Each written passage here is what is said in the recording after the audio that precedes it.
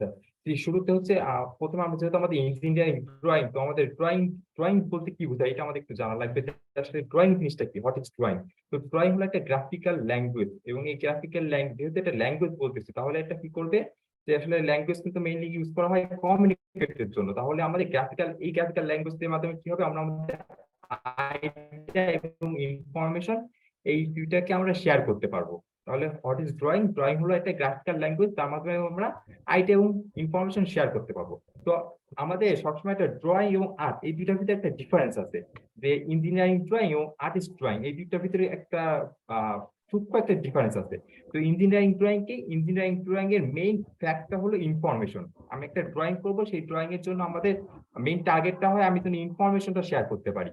আর artist ড্রয়িংটার ভিতরে কি main objective কি থাকে, সেটা হলো ইমোশন এবং সেন্স কে শেয়ার করা, সেখানে কিন্তু কোনো ইনফরমেশন থাকে না। আর আমাদের ইঞ্জিনিয়ারিং যে ড্রয়িং আছে সেটা আমাদের কে অ্যাপ্রিশিয়েট করতে পারবে, সে এটা কে ভালো বুঝতে পারবে, কোনো ট্রেন্ড পিপুল। এটা ট্রেন্ড পিপুল না হলে অন্য কেউ হলে এটাকে সেটা করবে না। আর আর্টিস্ট ড্রয়িং যেহেতু এটা ইমোশন এবং সেন্স এর সাথে রিলেটেড, তো এটা যে কেউ এটাকে অ্যাপ্রিশিয়েট করতে পারে। আর সাথে আমাদের হলো, হ্যাঁ, এটা হয়তো আমাদের ইঞ্জিনিয়ারিং ড্রয়িং এর ক্ষেত্রে একটা প্রিসিশন মেইনটেইন করা হয়, যাতে কত লেন্থ বা কত সাইজ সেটা আমাদের এখানে মেইনটেইন করে দেওয়া হয়। বাট আমাদের আর্টিস্ট ড্রয়িং এ কিন্তু এমন কোনো প্রিসিশন কিন্তু মেইনটেইন করা হয় না। তো এটাই মেইনলি হলো আমাদের প্রথমে ড্রয়িং এবং আর্ট এই দুটার ভিতরে ডিফারেন্স, আমাদের ইঞ্জিনিয়ারিং ড্রয়িং কি এবং আর্টিস্ট ড্রয়িং কি। তো নেক্সট স্লাইড আমরা যদি বলি যে ওয়ে অফ ড্রয়িং, মানে আমরা কতভাবে ড্রয়িং করতে পারি। তো আমরা এখানে একটা অবজেক্ট দেখতে পাচ্ছি। তো এই অবজেক্ট ক্ষেত্রে আমরা হচ্ছে মেইনলি দুই ভাবে আমরা হচ্ছে এই অবজেক্টকে আমরা ড্র করে দেখাতে পারি। কিভাবে? একটা হচ্ছে মাল্টি ভিউ, যেখানে আমাদের অনেকগুলো ভিউ আছে। এটা হচ্ছে আমরা আমরা মেইনলি এই কোর্স জুড়ে যে দুইটা ভিউ ভাবে আমরা দেখাতে পারি, এই ভিউ গুলোই দেখবো। একটা হচ্ছে মাল্টি ভিউ, এখানে আমরা দেখতে পাচ্ছি যে উপরে একটা ভিউ, এখানে নিচে একটা ভিউ, আর রাইট সাইডে একটা ভিউ আছে। উপরে ভিউটাকে বলা হয় টপ ভিউ, এবং নিচের যে ভিউটাকে বলা হয় এটাকে বলা হয় ফ্রন্ট ভিউ, আর রাইট সাইডের ভিউটাকে বলা হয় রাইট হ্যান্ড সাইড ভিউ। এবং এই ধরনের ভিউ আমরা আঁকানো শিখবো, আরো সামনে আমরা দেখবো এই ধরনের ভিউ আরো আমাদের সামনে আসবে। তো এই মাল্টি ভিউর আমাদের সুবিধাটা কি? এখানে আমাদের সবচেয়ে বেশি সুবিধা হলো এখানে ট্রু সাইজ এবং শেপ এই জিনিসগুলোকে দেখানো হতে পারে। আমরা তখন এই যে আমাদের যে মেইন যে ফিগার, এই ফিগারে কিন্তু আমরা ট্রু শেপ এবং সাইজ কিন্তু বুঝতে পারি। বাট এই ট্রু সাইজটা কি এটা কিন্তু আমরা জানি না। বাট এই ট্রু সাইজটা আমরা এই মাল্টি ভিউর ক্ষেত্রে খুব ইজিলি দেখতে পারি। এর আরো একটা সুবিধা কি, যে each view only shows two dimension. এখানে পুরো ভিউটা আমরা টু ডাইমেনশনে দেখতেছি। এটা হলো আমাদের মাল্টি ভিউ। আমরা আরো একভাবে ভিউ করতে পারি, সেটা হচ্ছে আইসোমেট্রিক ভিউ। আইসোমেট্রিক ভিউ হলো এক ধরনের 3D ভিউ। আমাদের মাল্টি ভিউ হলো 2D ভিউ, আর আইসোমেট্রিক ভিউ হলো 3D ভিউ। তো 3D ভিউর আমাদের সুবিধাটা কি? 3D ভিউর সবচেয়ে বড় সুবিধা হলো এটা ভিজুয়ালাইজেশনটা খুব ভালো হয়। তো এটা দেখে আমরা বুঝতে পারছি যে আমাদের অবজেক্টের ভিজুয়ালাইজেশনটা এমন হবে। কিন্তু এই মাল্টি ভিউ দেখে ভিজুয়ালাইজেশনটা করা একটু টাফ হয়। এখানে আমাদের এই কোর্স জুড়ে পুরোটাই আমাদের যেটা করা হবে, আমাদের ইমাজিনেশন করার সক্ষমতাটাকে আরেকটু বাড়ানো হবে। এই ড্রয়িং কোর্সের একটা পার্সপেক্টিভই থাকে এটা, যে আমাদের ইমাজিনেশন ক্ষমতা একটু বাড়ানো হবে। যে আমরা আগে একটা অবজেক্ট দেখে যেভাবে চিন্তা করতাম, আমরা এই কোর্সটা কমপ্লিট করার পরে আমাদের যে চিন্তা ভাবনা এটা একটু চেঞ্জ হয়ে যাবে। যে আগে আমরা যেভাবে জাস্ট একটা অবজেক্ট হিসেবে দেখতাম, এখন আর অবজেক্টটাকে আমরা অবজেক্ট হিসেবে দেখবো না। এই বিভিন্ন ধরনের ভিউ, বিভিন্ন ধরনের ডাইমেনশন, সব কিছু আমাদের একটু এই কোর্সটা কমপ্লিট করার পরে একটু চেঞ্জ হয়ে যাবে। দেন হচ্ছে আইসোমেট্রিক ভিউ আমাদের আরো একটা সুবিধা কি, যে all three dimension shows in a single view. আমাদের যত ধরনের ডাইমেনশন আছে আমরা একটা সিঙ্গেল ভিউতে দেখতে পাই। যেটা মাল্টি ভিউ ক্ষেত্রে আমাদের প্রত্যেকটাই ডিফারেন্ট ভিউতে আমাদের ডাইমেনশন গুলো দেখানো হয়। তো মোটামুটি হচ্ছে ওয়ে অফ ড্রয়িং, আমরা ড্রয়িং এবং এই দুই ভাবে আমরা এই কোর্সে পড়া শিখবো। একটা হচ্ছে মাল্টি ভিউতে, একটা হচ্ছে আইসোমেট্রিক ভিউতে। নেক্সট আমরা যখন ড্রয়িংটা করি, আমাদের হচ্ছে ড্রয়িংটা আমরা ফ্রি হ্যান্ড ড্রয়িং ও করতে পারি। ফ্রি হ্যান্ড ড্রয়িংটা কি, জাস্ট আমরা হচ্ছে কিছু পেন্সিল বা কলম ইউজ করে আমরা আমাদের ফ্রি হ্যান্ডে মানে জাস্ট কিছু লাইন এক্সেস করবো, যেগুলো কোনো ইনস্ট্রুমেন্ট ইউজ করবো না। ইনস্ট্রুমেন্ট কি কি হতে পারে, আমাদের পেন্সিল, সরি, স্কেল, কম্পাস, এই ধরনের ইনস্ট্রুমেন্ট আছে। এই ধরনের ইনস্ট্রুমেন্ট কিছু ইউজ না করে আমরা জাস্ট আমাদের ফ্রি হ্যান্ডে যে ড্রয়িং গুলো করে ফেলতে পারি, এটা হচ্ছে আমাদের ফ্রি হ্যান্ড ড্রয়িং।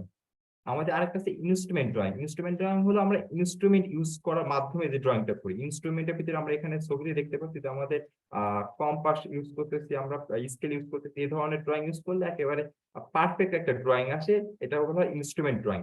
আমরা আরেক কম্পিউটারে বিভিন্ন ধরনের সফটওয়্যার, কমার্শিয়াল সফটওয়্যার আছে, যেমন অটোক্যাড, সলিডওয়ার্কস।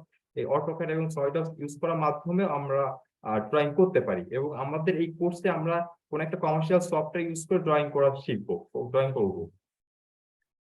তো আমাদের হচ্ছে যে ধরনের ইনস্ট্রুমেন্ট সচরাচর আমরা ইউজ করি এই ড্রয়িং গুলো করার জন্য, তার ভিতরে আছে drawing board, table, drawing sheet, paper, drafting tape, pencil, eraser, sharpener, T square, set square, scale, compass and divider. আমরা যদি এই কোর্সটা ড্রয়িং গুলো সব হাতে এবং কাগজ ইউজ করে, যদি আমরা শিট ইউজ করে যদি করতাম, তাহলে আমাদের এখানে প্রত্যেকটা ইনস্ট্রুমেন্টের দরকার হতো।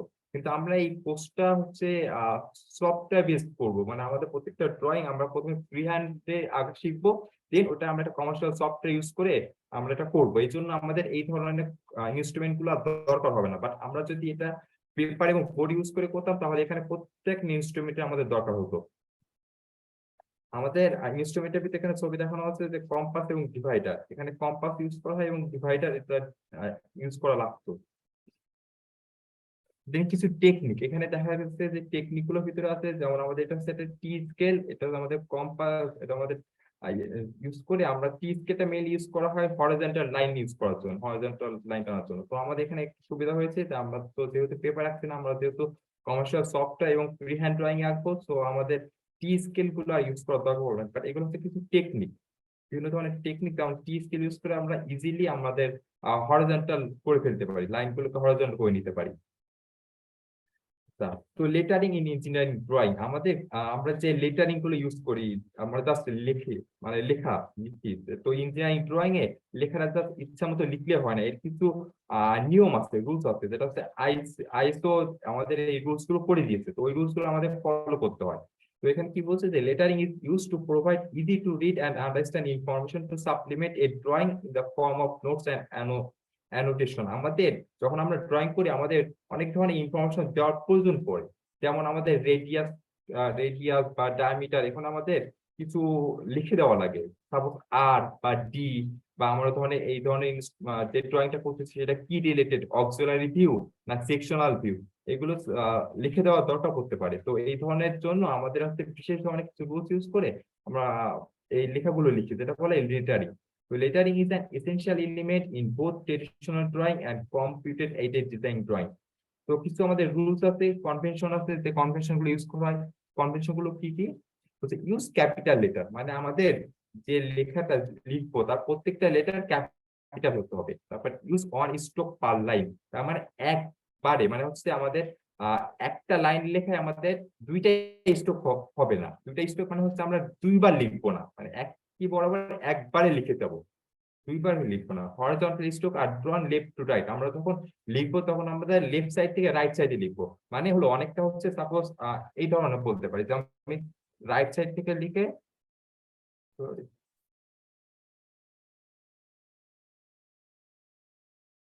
সাপোজ আমি হলো রাইট সাইড থেকে লিখে আমি লেফট সাইড থেকে রাইট সাইডে যাবো, মানে এখান থেকে লেফট সাইড থেকে শুরু করবো, দেন আমি রাইট সাইডে যাব, লেফট সাইড থেকে রাইট সাইডে যাব। এটা হলো আমাদের বলা হচ্ছে যে horizontal stroke are drawn from left to right side. আর ভার্টিক্যাল স্ট্রোক বলছে যে আর ড্রন ডাউনওয়ার্ড, মানে আপওয়ার্ড থেকে ডাউনওয়ার্ডের দিকে যাবে। যদি আমি ভার্টিক্যাল স্ট্রোক লিখতে চাই, তাহলে উপর থেকে নিচে আসবে, উপর থেকে নিচে আসবে, উপর থেকে নিচে আসবে।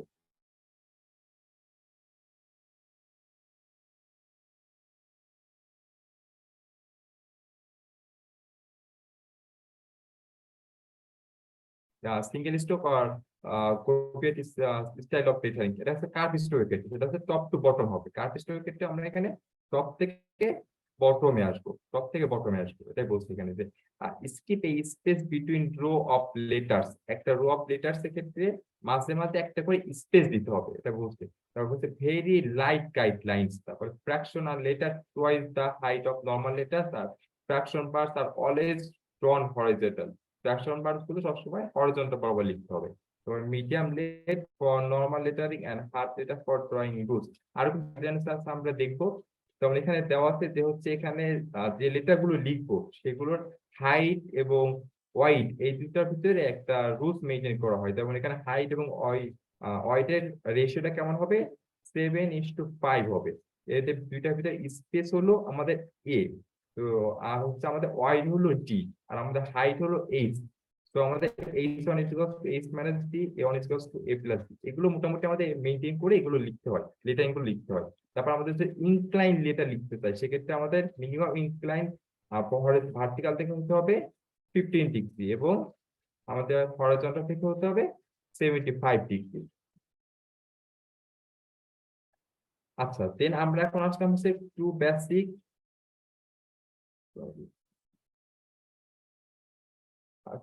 Projection types. আমাদের প্রজেকশন টাইপস কি কি হতে পারে? তো আমাদের হচ্ছে দুই ধরনের প্রজেকশন টাইপস আছে, একটা হচ্ছে পার্সপেক্টিভ আর একটা হচ্ছে প্যারালাল টাইপ। পার্সপেক্টিভ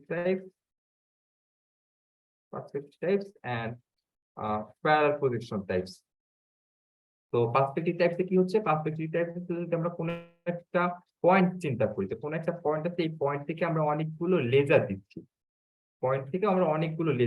তো একটা পয়েন্ট থেকে যদি আমরা অনেকগুলো লেজার দিই, আর সাপোজ এটা হচ্ছে আমাদের অবজেক্ট এটা আমরা কল্পনা করছি যে আমাদের একটা অবজেক্ট। তো আমরা যদি এই একটা পয়েন্ট থেকে অনেকগুলো লেজার দিই, তো আমাদের এই পয়েন্ট বরাবর লেজার দেওয়ার জন্য ঠিক আর পিছনে যদি বেয়ন্ড সাইডে যদি আরেকটা পর্দা রাখি, যে পর্দার উপরে আমাদের লেজার গুলো এসে পড়বে, তাহলে হচ্ছে এই অবজেক্টের যে সাইজ, সেই সাইজ অনুসারে আমাদের পিছনের পর্দায় একটা অবজেক্ট ক্রিয়েট হবে। এটাকে বলা হয় পার্সপেক্টিভ। যে আমাদের কোন একটা পয়েন্ট থেকে আমাদের লেজারটা বের হয়ে আমাদের যে অবজেক্ট আসতেছে সেই অবজেক্টকে ঘিরে অবজেক্টের সাইজ অনুসারে আমাদের হচ্ছে পিছনে আরেকটা পর্দার উপরে এই অবজেক্টেরই একটা শেপ তৈরি হবে। এবং আমাদের এখানে যে অবজেক্টের মাঝে লেজার তো পাস হয়ে যেতে পারবে না, এই কারণে জাস্ট অবজেক্টের শেপেরই একটা শেপ তৈরি হবে। তবে এখানে হচ্ছে দুইটা যে সাইজ, এই সাইজটা সেম থাকবে না, কারণ আমরা একটা পয়েন্ট থেকে দিচ্ছি, এই পয়েন্ট থেকে দেওয়ার জন্য, আর এবং এই লেজার গুলো জাস্ট আমাদের কার্ভ হয়ে যাচ্ছে, একটা অ্যাঙ্গেল করে যাচ্ছে। এই কারণে আমাদের যে পিছনের পর্দার উপরে যে আমাদের একটা শেপ তৈরি হচ্ছে, এখানে এই অবজেক্টের যে শেপটা তৈরি হচ্ছে তার যে সাইজ এবং অবজেক্টের সাইজ দুইটা সেম থাকবে না, এটা হচ্ছে পার্সপেক্টিভ। আর প্যারালাল পজিশনে কি হয়, প্যারালাল পজিশন থেকে চিন্তা করা হয় যে অনেক দূর থেকে লেজার গুলো আসতেছে, যার কারণে লেজার গুলো সবগুলো প্যারালাল থাকবে। প্রত্যেকটা লেজার প্যারালাল থাকার জন্য কি হবে, আমাদের এখানে যে অবজেক্ট রাখবো সেই অবজেক্টেরই একটা মানে অবজেক্টের যে সেম সাইজের আর একটা অবজেক্ট পিছনে আমাদের যে পর্দা থাকবে সেই পর্দার উপর তৈরি হবে। জিনিসটা হচ্ছে এইভাবে এক্সপ্লেনেশন করা হয় যে আমাদের যে লেজার গুলো আসবে সেগুলো সব প্যারালাল। তো প্যারালাল থাকার কারণে আমাদের যে অবজেক্ট, সেই অবজেক্টেরই সেম একটা সাইজের একটা অবজেক্ট আমাদের প্যারালাল সেম একটা সাইজের একটা অবজেক্ট আমাদের পিছনে যে একটা পর্দা রাখবে সেই পর্দার উপর তৈরি হবে। তো আমাদের এই পুরো ড্রয়িং কোর্স জুড়ে আমরা প্যারালাল প্রজেকশনটা ইউজ করি, কারণ প্যারালাল প্রজেকশন আমাদের দুইটার সাইজ সেম থাকে, কিন্তু পার্সপেক্টিভে আমাদের সাইজ সেম থাকে না, যদিও শেপ সেম থাকে, বাট আমাদের সাইজটা সেম থাকে না, আমাদের হাইট এগুলো চেঞ্জ হয়ে যায়। এই জন্য আমরা প্যারালাল প্রজেকশন ইউজ করি। প্যারালাল প্রজেকশনে আমাদের দুইটারই হাইট এবং শেপ সাইজ দুইটাই সেম থাকে। আচ্ছা, দেন হচ্ছে আমাদের প্যারালাল প্লেনস ইন ড্রয়িং। আমরা হচ্ছে এখানে তিনটা প্লেন দেখতে পাচ্ছি। একটা হচ্ছে হরিজন্টাল প্লেন, এটা হচ্ছে আমাদের হরিজন্টাল প্লেন। আর হরিজন্টাল বরাবর উপরে যদি আমরা একটা পারপেন্ডিকুলার প্লেন চিন্তা করি, সেটা হচ্ছে ভার্টিক্যাল প্লেন। এবং এই দুইটা প্লেনেরই পারপেন্ডিকুলার একটা প্লেন হচ্ছে, সেটা হলো প্রোফাইল প্লেন। এখানে তাহলে টোটাল তিনটা প্লেন আছে, এবং এই তিনটা প্লেন, একটা প্লেন আরেকটা প্লেনের সাথে যে অ্যাঙ্গেল গুলো তৈরি হচ্ছে, এরকম আমাদের চারটা অ্যাঙ্গেল আছে। একটা হচ্ছে ফার্স্ট অ্যাঙ্গেল, একটা হচ্ছে সেকেন্ড অ্যাঙ্গেল, একটা হচ্ছে থার্ড অ্যাঙ্গেল, একটা হচ্ছে ফোর্থ অ্যাঙ্গেল। আপনি একটু পরে বুঝতে পারবেন আসলে আমি কেন এই কথাগুলো বলতেছি, যে অ্যাঙ্গেল গুলো কথা কেন আসতেছে। তো টোটাল আমাদের এখানে হচ্ছে চারটা প্লেন আছে এবং তিনটা প্লেন আছে এবং চারটা অ্যাঙ্গেল আছে। তো আমাদের হচ্ছে ফার্স্ট অ্যাঙ্গেল কার কার মধ্যে হচ্ছে না, আমাদের এখানে যে ভার্টিক্যাল প্লেন আছে এবং এখানে যে হরাইজন্টাল প্লেন আছে, এদের ভিতরে যে অ্যাঙ্গেলটা তৈরি হচ্ছে সেটা হচ্ছে আমাদের ফার্স্ট অ্যাঙ্গেল। আর থার্ড অ্যাঙ্গেলটা হচ্ছে কি, থার্ড অ্যাঙ্গেলটাও কিন্তু আমাদের হচ্ছে প্লেন এবং ভার্টিক্যাল প্লেনের ভিতরে তৈরি হচ্ছে, তবে হচ্ছে অপোজিট সাইডে, জাস্ট অপোজিট সাইডে, অপোজিট সাইডে আমাদের এই প্লেনটা তৈরি হচ্ছে। তো এখানে হচ্ছে এটা হচ্ছে আমাদের ফার্স্ট অ্যাঙ্গেল এবং এটা হচ্ছে আমাদের থার্ড অ্যাঙ্গেল। তো আমাদের হচ্ছে যখন ড্রয়িং গুলো করি তখন আমাদের কোন একটা অ্যাঙ্গেল উপরে রেখে করতে হয়। এটা সামনে আমাদের হচ্ছে ফার্স্ট অ্যাঙ্গেল সিস্টেম। আমাদের যখন এই যে এর আগে তো আমরা টোটালি প্লেন দেখতেছি এবং প্রত্যেকটা অ্যাঙ্গেল চিনছি যে কোন অ্যাঙ্গেলটা কোন পজিশনে আছে। তো আমাদের এই প্রজেকশন সিস্টেমে আমাদের হচ্ছে টোটাল দুইটা অ্যাঙ্গেল সিস্টেম আছে। একটা হচ্ছে ফার্স্ট অ্যাঙ্গেল সিস্টেম, যেটা হচ্ছে আমাদের ইউরোপিয়ান কান্ট্রি গুলো ফলো করে, আর একটা হচ্ছে থার্ড অ্যাঙ্গেল সিস্টেম, যেটা হচ্ছে আমাদের কানাডা, ইউএসএ, জাপান, থাইল্যান্ড এই ধরনের কান্ট্রি গুলো আমাদের ফলো করে। তো ফার্স্ট অ্যাঙ্গেল সিস্টেমে কি হয়, ফার্স্ট অ্যাঙ্গেল সিস্টেমে যদি আমরা খেয়াল করি তাহলে হচ্ছে আমাদের এখানে কিন্তু আমাদের যখন দেখছিলাম তখন হচ্ছে আমাদের ফার্স্ট অ্যাঙ্গেলটা এই কোয়াড্রেন্টে আমাদের তৈরি হয়েছিল। তো আমাদের একটা অবজেক্ট রাখবো এবং সেই অবজেক্টে যে 2D ভিউ বা ড্রয়িং গুলো হবে, সেই ড্রয়িং গুলো হচ্ছে আমাদের ফার্স্ট অ্যাঙ্গেল যে সিস্টেমের এখানে যে তিনটা প্লেন আছে এবং এই তিনটা প্লেনে আমাদের তৈরি হবে। আমাদের এই যে প্লেন আছে, এখানে তিনটা প্লেন আছে, এই তিনটা প্লেনে আমাদের তৈরি হবে। এই তিনটা প্লেনে আমরা হচ্ছে ড্রয়িং গুলো পাবো মেইনলি, আমাদের হচ্ছে যে 2D ড্রয়িং হবে। এটা হচ্ছে আমাদের ফার্স্ট অ্যাঙ্গেল সিস্টেমের জন্য। আর আমাদের থার্ড অ্যাঙ্গেল সিস্টেমের জন্য আমাদের যে থার্ড কোয়াড্রেন্ট আছে, যে থার্ড কোয়াড্রেন্টে যেখানে আমাদের থার্ড অ্যাঙ্গেল তৈরি হচ্ছিল, সেখানে যদি আমরা কোনো একটা অবজেক্ট থাকে, সেই অবজেক্টের যে ভিউ গুলো, সেই অবজেক্টের ভিউ গুলো এই থার্ড অ্যাঙ্গেল কোয়াড্রেন্টে যে প্লেন গুলো আছে সেই প্লেনের উপর তৈরি হবে।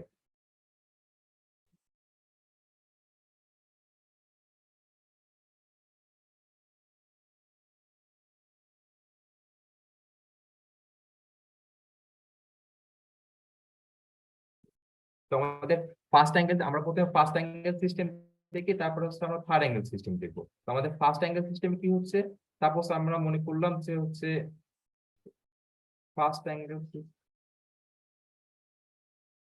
আমাদের এটা হচ্ছে সাপোজ এটা হচ্ছে ফার্স্ট অ্যাঙ্গেল সিস্টেম। তো ফার্স্ট অ্যাঙ্গেল সিস্টেমে যেটা হচ্ছে সেটা হচ্ছে আমাদের এখানে টোটাল তিনটা ভিউ আমাদের মিনিমাম দেখাচ্ছে। একটা হচ্ছে টপ ভিউ, একটা ফ্রন্ট ভিউ, একটা লেফট সাইড ভিউ অথবা রাইট হ্যান্ড সাইড ভিউ। তো সাপোজ চিন্তা করলাম এটা আমাদের একটা অবজেক্ট, এটা আমাদের একটা অবজেক্ট, আর এখানে কোনো একজন পার্সন দাঁড়িয়ে আছেন।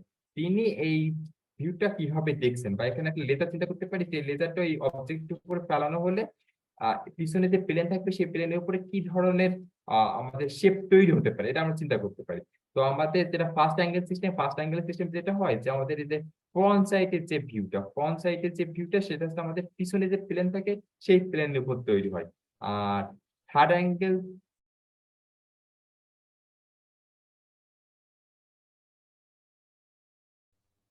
এটা হচ্ছে আমাদের ফুল ফার্স্ট অ্যাঙ্গেল সিস্টেমে যে আমাদের প্রথম ফুল টপ ভিউ যদি চিন্তা করি, এটা হচ্ছে আমাদের সেই প্রথম ফার্স্ট অ্যাঙ্গেল সিস্টেমের ফ্রন্ট ভিউ। এটা হচ্ছে টোটাল ফ্রন্ট ভিউ। আমাদের হচ্ছে আহ আবার একটু দেখেন, জিনিসটা আমি আবার একটু দেখাই। আমাদের হচ্ছে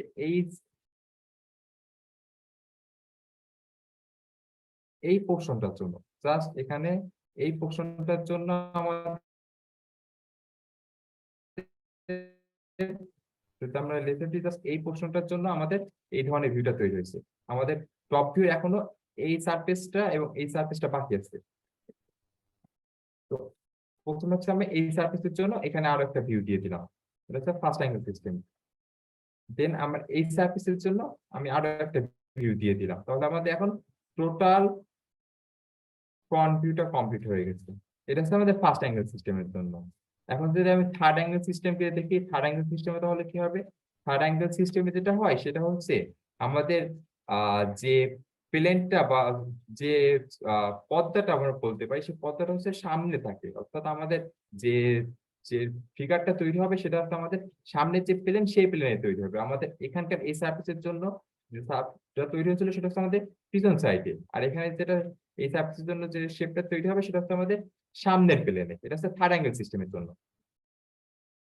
দেন আমাদের এখানে যে সার্ফেসটা আছে, এই সার্ফেসের জন্য আমাদের তৈরি হয়েছে এই এখানে, আর আমাদের এখানে জন্য চিন্তা করছিলাম যে এখানে জন্য পিছন সাইডে।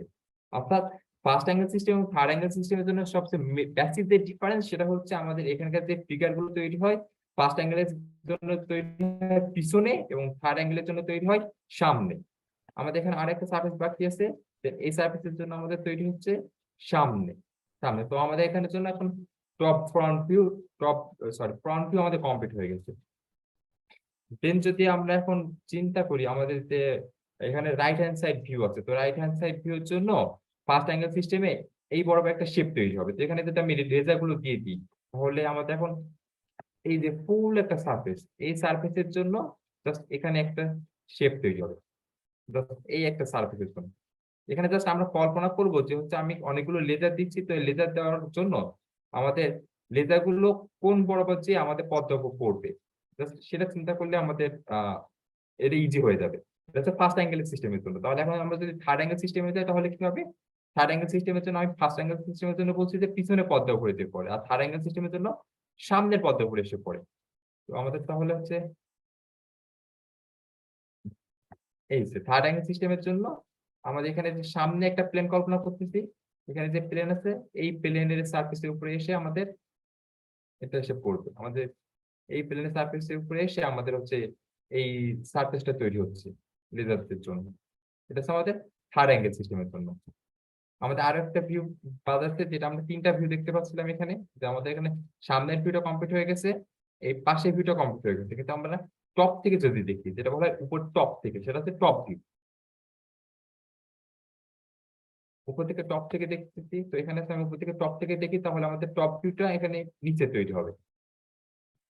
That is the first angle সিস্টেমের জন্য। ফার্স্ট অ্যাঙ্গেল সিস্টেমের জন্য আমার উপর থেকে যে টপে যে সারফেস আছে, এই সারফেসের জন্য এখানে একটা ভিউ তৈরি হলো, এবং আমাদের এখন এই সারফেসের জন্য এখানে একটা ভিউ তৈরি হবে।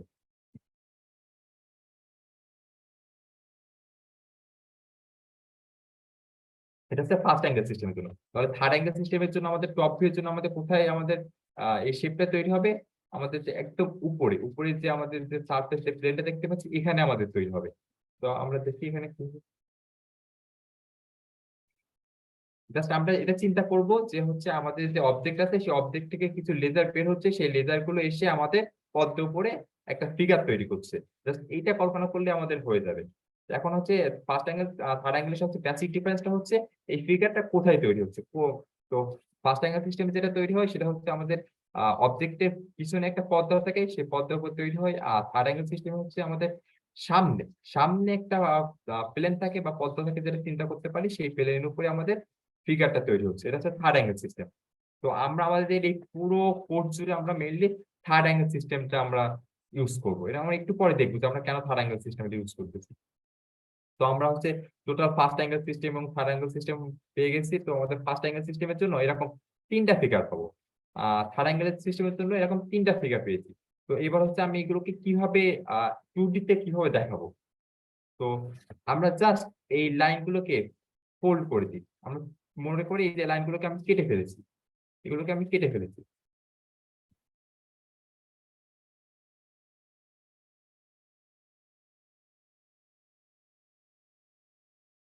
দেন কেটে ফেলার পরে জাস্ট আমি ওটাকে যদি 2D তে মানে ফোল্ডিং করে ফেলি, ফোল্ডিং করার পর যেরকম আসবে যেমন আসবে, এটা আমাদের ফার্স্ট অ্যাঙ্গেল সিস্টেমটা জাস্ট ওইভাবে আমাদেরকে রিপ্রেজেন্ট করা হয়।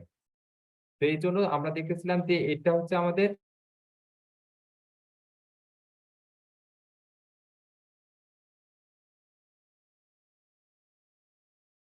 আর আমাদের এই সাইড থেকে দেখছিলাম এটা হচ্ছে আমাদের ফ্রন্ট ভিউ ছিল, আর এটা হচ্ছে আমাদের রাইট হ্যান্ড সাইড ভিউ ছিল। আর আমরা যদি থার্ড অ্যাঙ্গেল সিস্টেমটা দেখি, থার্ড অ্যাঙ্গেল সিস্টেমটা যদি আমরা সেম ভাবে ফোল্ডিং করি, ফোল্ডিং করে যদি আমি কেটে ফেলে যদি আমরা সেটা রিপ্রেজেন্ট করতে চাই, তাহলে যে আমাদের উপরে এটা হচ্ছে আমাদের টপ ভিউ, যেটা হচ্ছে এইটা আমাদের টপ ভিউ। এটা আমি যদি একটু লিখতে চাই, এটা হচ্ছে আমাদের top view. First angle system, এটা হচ্ছে আমাদের টপ ভিউ। আর থার্ড অ্যাঙ্গেলের জন্য এটা হচ্ছে আমাদের রাইট হ্যান্ড সাইড ভিউ। আর এটা থার্ড অ্যাঙ্গেল, ফার্স্ট অ্যাঙ্গেল সিস্টেমের জন্য এটা হচ্ছে আমাদের রাইট ভিউ। আর এটা হচ্ছে আমাদের ফ্রন্ট ভিউ। এক্ষেত্রে হচ্ছে আমাদের ফার্স্ট অ্যাঙ্গেল সিস্টেমের জন্য এটা হচ্ছে আমাদের ফ্রন্ট ভিউ। তো আমরা একটা জিনিস খেয়াল করি এখানে, যে আমাদের থার্ড অ্যাঙ্গেল সিস্টেমের জন্য উপরের টপ, সামনে ফ্রন্ট, আর রাইট হ্যান্ড সাইডে ভিউ দেখা যাচ্ছে। বা ফার্স্ট অ্যাঙ্গেল সিস্টেমে আমরা নিচে দেখছি টপ তৈরি হচ্ছে, আর বাম সাইডে দেখছি আমরা রাইট মানে রাইট সাইড ভিউটা তৈরি হচ্ছে, রাইট হ্যান্ড সাইড ভিউটা তৈরি হচ্ছে। এজন্য মেইনলি আমাদের যে কিছু কান্ট্রি আছে যারা ফার্স্ট অ্যাঙ্গেল সিস্টেমটাকে ফলো করে, আর কিছু কান্ট্রি আছে যারা হচ্ছে থার্ড অ্যাঙ্গেল সিস্টেমটাকে মানে তারা হচ্ছে ফলো করে। তো আমাদের দেশে আমাদের কনভেনশন হলো আমরা থার্ড অ্যাঙ্গেল সিস্টেমটাকে বেশি ফলো করি। কারণ এখানে হচ্ছে আমাদের ভিজুয়ালাইজেশনটা ভালো হয়। আমরা হচ্ছে উপরে আমরা টপ রাখি, নিচে ফ্রন্ট, রাইট সাইডে আমরা রাইট হ্যান্ড সাইড ভিউ রাখি, লেফট হ্যান্ড সাইডে আমরা লেফট হ্যান্ড সাইড ভিউটা রাখতে পারি। এজন্য আমরা মেইনলি থার্ড অ্যাঙ্গেল সিস্টেমটাকে বেশি আমরা ইউজ করি আমাদের কান্ট্রিতে।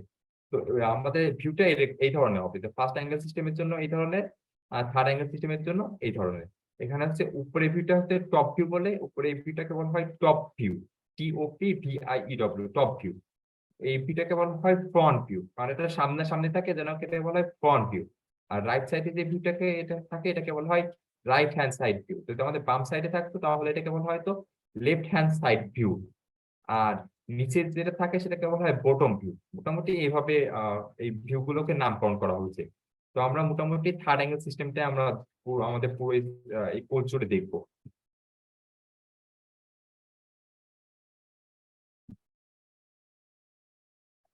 এটা হচ্ছে front view, top view, right side view, right side view. এখন আমরা সবচেয়ে এখন আমরা অর্থোগ্রাফিক প্রজেকশন দেখবো। যে অর্থোগ্রাফিক প্রজেকশনটা কিভাবে করা হয়, এটা আসলে কিভাবে আমরা কল্পনা করি, আমরা কিভাবে ফিগার গুলো ড্র করতে পারি। তো সবচেয়ে বেস্ট ওয়ে হলো যদি আমরা কোনো একটা ফিগারকে এভাবে চিন্তা করি যে এই ফিগারটা পুরো একটা গ্লাস বক্সের ভিতরে কন্টেইন করা, মানে পুরো অবজেক্টটা আমাদের হচ্ছে একটা গ্লাস বক্সের ভিতরে কন্টেইন করা। দেন আমরা চিন্তা করব যে এই অবজেক্ট থেকে আমাদের হচ্ছে অনেকগুলো রে বের হচ্ছে, রশ্মি বের হচ্ছে, এবং রশ্মিগুলো গ্লাস বক্সের উপরে যে পড়তেছে। তো এই রশ্মিগুলো গ্লাস বক্সের উপর যে পড়ার ফলে আমাদের গ্লাস বক্সের উপরে যে ধরনের ফিগার গুলো ক্রিয়েট হবে জাস্ট ওই ফিগার গুলো আমাদের এখানে ড্র করা হয়। তো আমরা দেখি কেমন হয়। তো আমরা চিন্তা করলাম যে আমাদের ভিতরে একটা অবজেক্ট আছে এবং অবজেক্টের চারিপাশে আমাদের একটা গ্লাস বক্স আছে, এবং এই গ্লাস বক্সে আমরা চিন্তা করবো যে প্রত্যেকটা ওয়াল একটা একটা প্রজেকশন প্লেন। এখানে প্রত্যেকটা ওয়াল, এখানে যে 6টা ওয়াল আছে, টোটাল 6 প্লেন আছে। তো প্রত্যেকটা ওয়ালকে আমরা একটা প্রজেকশন প্লেন হিসেবে চিন্তা করব, এবং প্রত্যেকটা প্রজেকশন হচ্ছে আমাদের 2 ডাইমেনশনাল একটা ভিউ দেবে। প্রত্যেকটাই আমাদের 2 ডাইমেনশনাল একটা ভিউ ক্রিয়েট হবে। তো ফার্স্টে আমরা চিন্তা করলাম যে হচ্ছে আমাদের এই প্লেনটাকে চিন্তা করলাম, যেটা হচ্ছে আমাদের, আমরা যেভাবে দেখতেছি, যেহেতু আমরা এই সাইড বরাবর দেখতেছি তাহলে এটা আমাদের ফ্রন্ট ভিউ হবে। আমরা যে পাশ থেকে দেখবো সেটা হচ্ছে আমাদের ফ্রন্ট, মানে আমাদের সামনাসামনি যে অবজেক্টের যে প্লেনটা থাকবে সেটাকে বলা হয় ফ্রন্ট সাইড। আমি যদি এই অবজেক্টটাকে যদি এই সাইড থেকে দেখতাম তাহলে আমাদের ফ্রন্ট ভিউ তো এই সাইডে যে প্লেনটা, যেহেতু আমি দেখতেছি এই সাইড দিয়ে, তাহলে আমাদের এই সাইডটা হবে ফ্রন্ট সাইড। তো আমাদের হচ্ছে এটা ফ্রন্ট সাইড। তো ফ্রন্ট সাইডে এবার চিন্তা করবো যে এটা হচ্ছে আমাদের গ্লাস, সেই গ্লাস, যে গ্লাসের উপরে আমাদের একটা ফিগার তৈরি হবে, এবং এই অবজেক্টের প্রত্যেকটা পয়েন্টকে আমরা চিন্তা করতেছি এখান থেকে একটা করে রশ্মি বের হচ্ছে বা রে বের হচ্ছে। তো এবং এই রে গুলো আমাদের গ্লাসের উপরে কি ধরনের ফিগার তৈরি হবে জাস্ট ওইটা আমাদের কল্পনাতে নিয়ে আসতে হবে, যেখানে কেমন ধরনের ফিগার তৈরি হতো। এখানে টোটাল 5টা পয়েন্ট আছে। তো প্রত্যেকটা 5টা পয়েন্ট যদি আমরা হচ্ছে একটা প্রত্যেকটা কর্নার থেকে 5টা রশ্মি বের হচ্ছে, সেই রশ্মিগুলো আমাদের প্রজেকশন প্লেনের উপর পড়ছে। তো প্রজেকশন প্লেনের উপর ফলে কি হবে, যে একটা ভিজিবল একটা এজ তৈরি হবে। The visible edge of the object are identified on the projection plane by connecting the projected corner with the object planes. তো এখান থেকে একটা রশ্মি তৈরি হচ্ছে। তো মনে করলাম এখানে একটা পয়েন্ট তৈরি হচ্ছে, এখানে একটা পয়েন্ট ক্রিয়েট হয়েছে, এখানে একটা পয়েন্ট ক্রিয়েট হয়েছে, এখানে একটা পয়েন্ট ক্রিয়েট হয়েছে, এখানে একটা পয়েন্ট ক্রিয়েট হয়েছে। আমাদের অবজেক্টিভে 5টা কর্নার পয়েন্ট ছিল, তো 5টা কর্নার পয়েন্ট থেকে 5টা কর্নার পয়েন্ট তৈরি হয়েছে।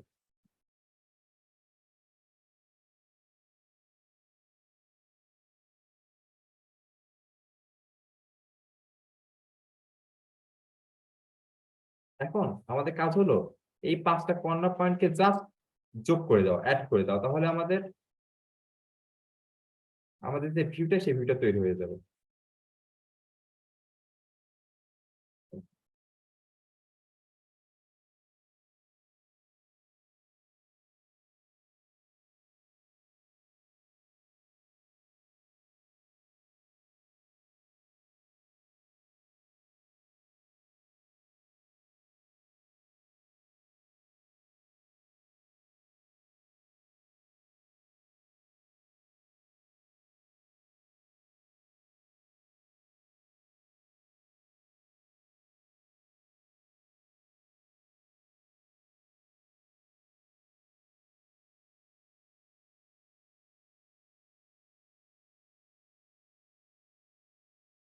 প্রজেকশন প্লেন উপরে যে আমাদের যে ফিগারটা তৈরি হওয়ার দরকার ছিল সেটা তৈরি হয়ে যাবে, যে ভিউটা দরকার ছিল সেটা চলে আসবে, তৈরি হয়ে যাবে।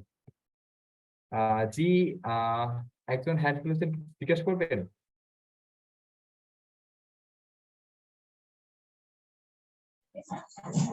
স্যার, যদি আমাদের ভিজিবল এজেস গুলা কার্ভড হতো, স্ট্রেট লাইন না হয়ে।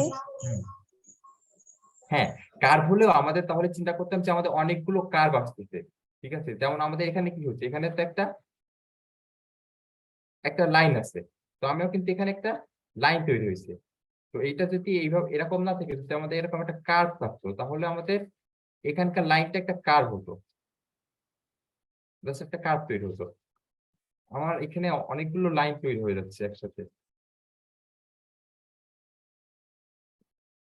আমরা দেখবো, আমরা একটু আরো দেখবো, সামনে আমরা এটা আরো দেখবো।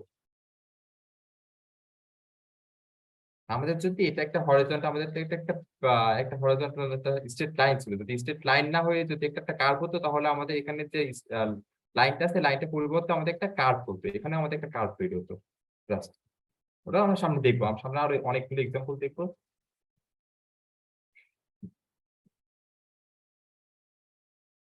হ্যাঁ, এখন দেন হচ্ছে আমরা চিন্তা করছি যে হচ্ছে আমাদের তো আমাদের এই পাশে প্রজেকশন আমাদের ফ্রন্ট সাইডে তো হয়ে গেল। এখন আমাদের ফ্রন্টের ডান পাশে দেখতেছি, তাহলে এটাকে কি ভিউ বলবো আমরা? Right hand side view. এটা আমরা রাইট হ্যান্ড সাইড ভিউ বলবো। তো রাইট হ্যান্ড সাইড ভিউতে আমাদের অবজেক্ট গুলো ক্রিয়েট হবে। তাহলে এখানে আমরা কি কি চিন্তা করি যে আমাদের এখানে কি আছে, আমাদের এখানে হচ্ছে পয়েন্ট আছে, এখানে একটা কর্নার পয়েন্ট আছে, এখানে একটা কর্নার পয়েন্ট আছে, এখানে একটা কর্নার পয়েন্ট আছে, এখানে একটা কর্নার পয়েন্ট আছে। আর কর্নার পয়েন্ট কোথায় আছে? এখানে একটা কর্নার পয়েন্ট আছে, এখানে একটা কর্নার পয়েন্ট আছে। তো এই প্রত্যেকটা কর্নার পয়েন্ট থেকে যদি একটা রশ্মি এসে যদি এই সার্টেন প্লেনে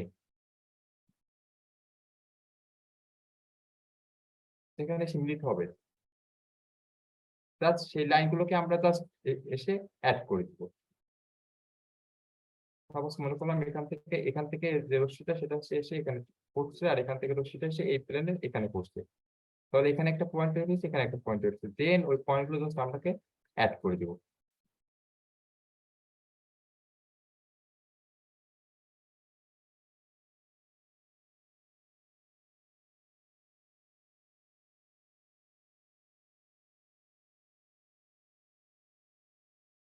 দেখেন, এখানে হচ্ছে আমাদের এখানে এই যে দুইটা রশ্মি দেখানো হচ্ছে, দেন আমাদের হচ্ছে চিন্তা করতে হচ্ছে যে প্রত্যেকটা কর্নার পয়েন্ট থেকে একটা করে রে এসে এই প্লেনে উপর পড়তেছে। তারপরে হচ্ছে জাস্ট যে পয়েন্ট গুলো তৈরি হচ্ছে সেই পয়েন্ট গুলোকে আমরা যোগ করে দেবো, তাহলে আমাদের যে ভিউটা তৈরি হচ্ছিল রাইট হ্যান্ড সাইড ভিউ, সেই ভিউটা আমাদের তৈরি হয়ে গেছে। তাহলে আমরা ফার্স্টে দেখলাম আমাদের ফ্রন্ট সাইডে ভিউটা, দেন ফ্রন্ট সাইডে যে ডান পাশে, তাহলে এটা হবে আমাদের রাইট হ্যান্ড সাইড ভিউ। তাহলে আমাদের আরো একটা ভিউ বাকি আছে, সেটা হচ্ছে আমাদের টপ ভিউ। তাহলে টপ ভিউটা সেম ভাবে চিন্তা করেন, যে টপ ভিউর উপরে একটা প্লেন আছে চিন্তা করেন, তারপর হচ্ছে প্রত্যেকটা টপ ভিউর যে কর্নার গুলো আছে, কর্নার গুলো থেকে চিন্তা করেন যে একটা করি রশ্মি এসে আমাদের এই প্লেনের উপর পড়তেছে। যে প্রত্যেকটা সাপোজ, হ্যাঁ, এই যে প্রত্যেকটা রশ্মি চিন্তা কর্নার। তারপর হচ্ছে এখন কি করতে হবে, জাস্ট এগুলোকে আমাদের যোগ করে দিতে হবে। দেখেন, এই যে যোগ করে দিলাম, তাহলে আমাদের তিনটা ভিউ আমি পেয়ে গেছি। প্রথমে আমরা ফ্রন্ট ভিউ দেখছি, তারপর আমাদের রাইট সাইডে রাইট হ্যান্ড সাইড ভিউ দেখছি, তারপর উপরে হচ্ছে আমরা টপ ভিউ দেখছি। এটা হচ্ছে আমাদের অর্থোগ্রাফিক প্রজেকশন। তাহলে আমাদের টোটাল তিনটা ভিউ হয়ে গেছে। এখন চিন্তা করেন যে হচ্ছে আমাদের একটা কিউব চিন্তা করেন, কিউবের টোটাল 6টা সাইড আছে। তো এখন 6টা সাইডের ক্ষেত্রে মিনিমাম কোন একটা অবজেক্টকে দেখানোর জন্য মিনিমাম তিনটা ভিউ দরকার হয়। আমাদের হচ্ছে টপ ভিউ, ফ্রন্ট ভিউ আমাদের অবশ্যই দেখাতে হয়। তারপরে আমরা রাইট হ্যান্ড সাইড ভিউ দেখাতে পারি, লেফট হ্যান্ড সাইড ভিউ দেখাতে পারি। আরো কয়েকটা ভিউ আছে, যেমন বটম ভিউ আছে, আর পিছন সাইডে হচ্ছে একটা বিহাইন্ড ভিউ আছে। তো এখন দেখেন, আমাদের যখন চিন্তা করব, প্রথমে বলবো যে হচ্ছে এটা কোন একটা অর্থোগ্রাফিক ভিউ আঁকেন, তখন আপনাকে প্রথমে সিলেক্ট করে নিতে হবে যে আমার ফ্রন্ট ভিউ কোন, মানে কোন পাশটা। তো আমি যদি ভিউ, যদি আমি অবজেক্টটাকে এই দিক থেকে দেখি, তাহলে এটা হচ্ছে আমাদের ফ্রন্ট ভিউ। তাহলে আমাদের এইখানে এইটা যে আমাদের প্লেন তৈরি করবে, এটা হচ্ছে আমাদের ফ্রন্ট ভিউ হবে।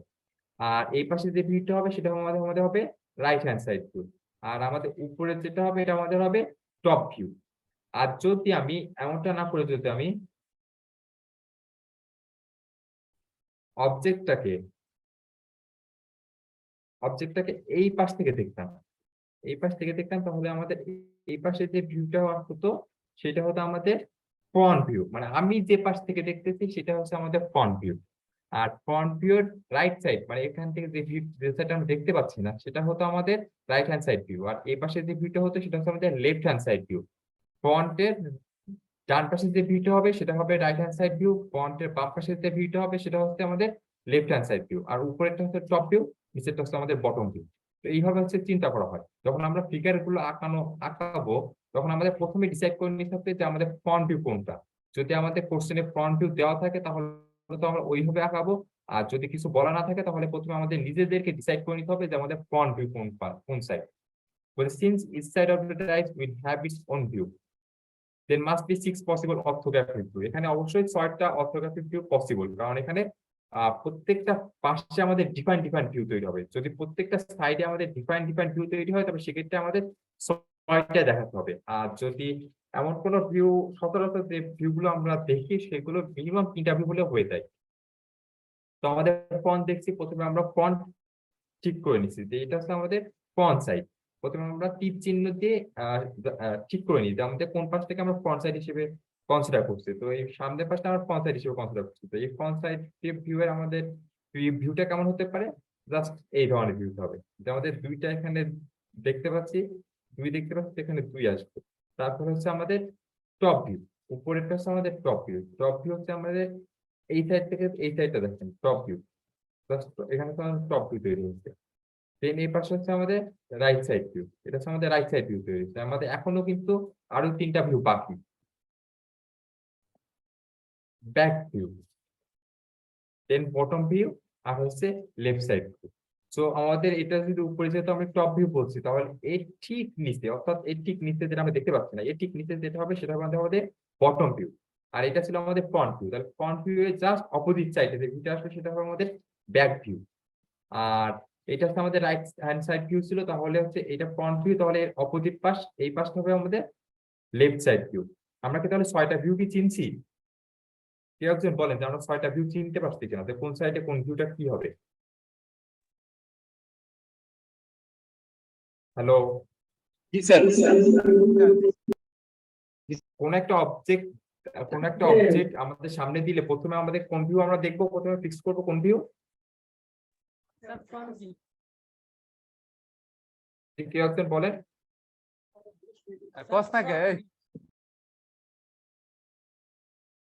আমাদের সামনে যখন প্রথম প্রথম কোনো অবজেক্ট দেওয়া হবে তখন আমরা প্রথমে কোন ভিউ ফিক্স করব? আগে কোন ভিউ ফিক্স করবো? যদি কোশ্চেনে দেওয়া থাকে তাহলে তো সেটাই ফিক্সড হয়ে গেল, আর যদি না দেওয়া থাকে তাহলে আমরা প্রথমে কোন ভিউ ফিক্স করব? আমরা প্রথমে ফ্রন্ট ভিউ।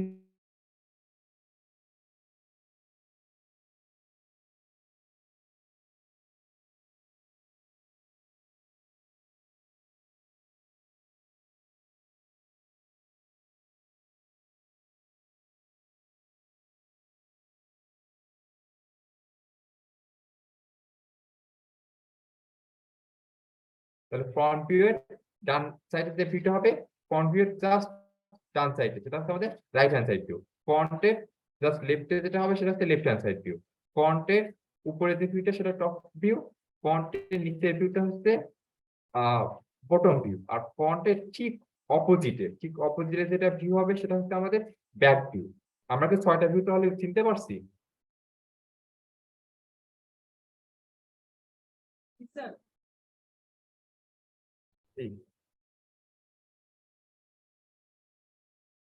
দেন আমাদের সবগুলো ভিউ কারেক্টলি অ্যারেঞ্জ করতে হবে। আমাদের ভিউ গুলো আমার ইচ্ছা মতো এখানে আছে ভিউ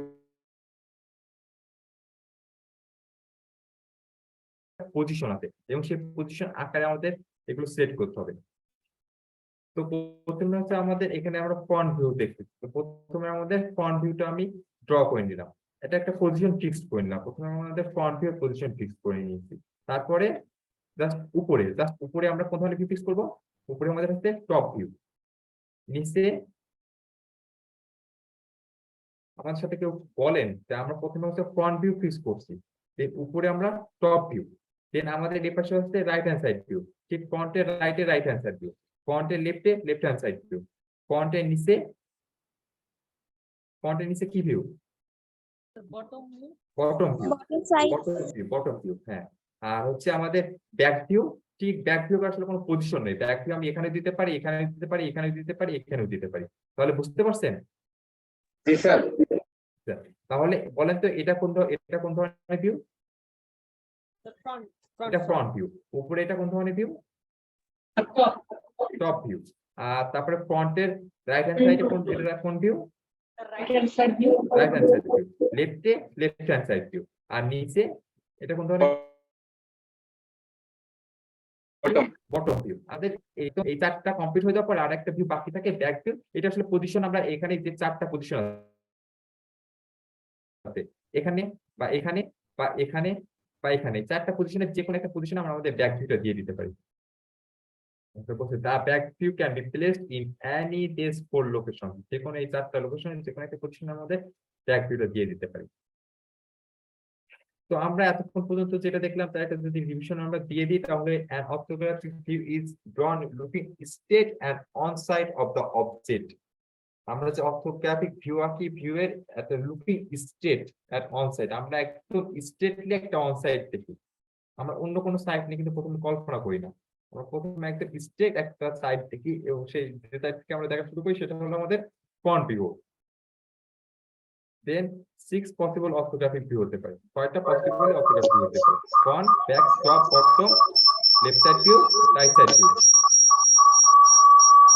আপনাদের কারোর একজনের মাইক্রোফোন অন আছে, তাদের ইকো আসতেছে।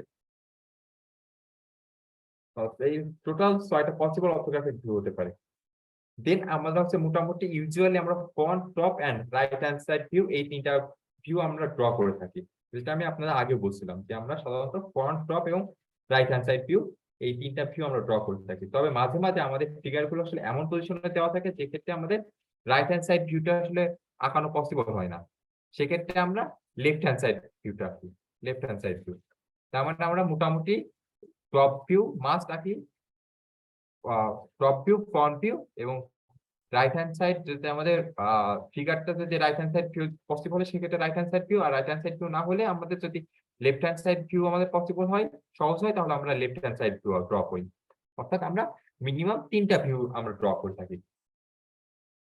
আচ্ছা, আর হচ্ছে আমাদের হিডেন লাইনের ক্ষেত্রে আমরা দেখবো যে আমাদের কিছু কিছু থাকে, যেমন আমাদের এই ক্ষেত্রে যদি আমরা এই অবজেক্টটা দেখি, এখানে তো আমাদের একটা সলিড সারফেস দেখতে পাচ্ছি, বাট এই সারফেসে অপোজিট সাইড বা কোথাও সাইড যদি কোথাও একটা সাপোজ এখানে একটা হোল করে দেওয়া থাকতো, সেই হোলটা কিন্তু আমাদের দেখতে পেতাম না, মানে সরাসরি দেখলে দেখতে পেতাম না। বাট এখানে একটা হোল আছে, বা মনে করেন এখানে একটা সাপোজ কিছু একটা সারফেস আপনার কাটা আছে, তো ওইটা আপনার এই সাইডে শো করার জন্য হিডেন লাইন দেওয়া হয়।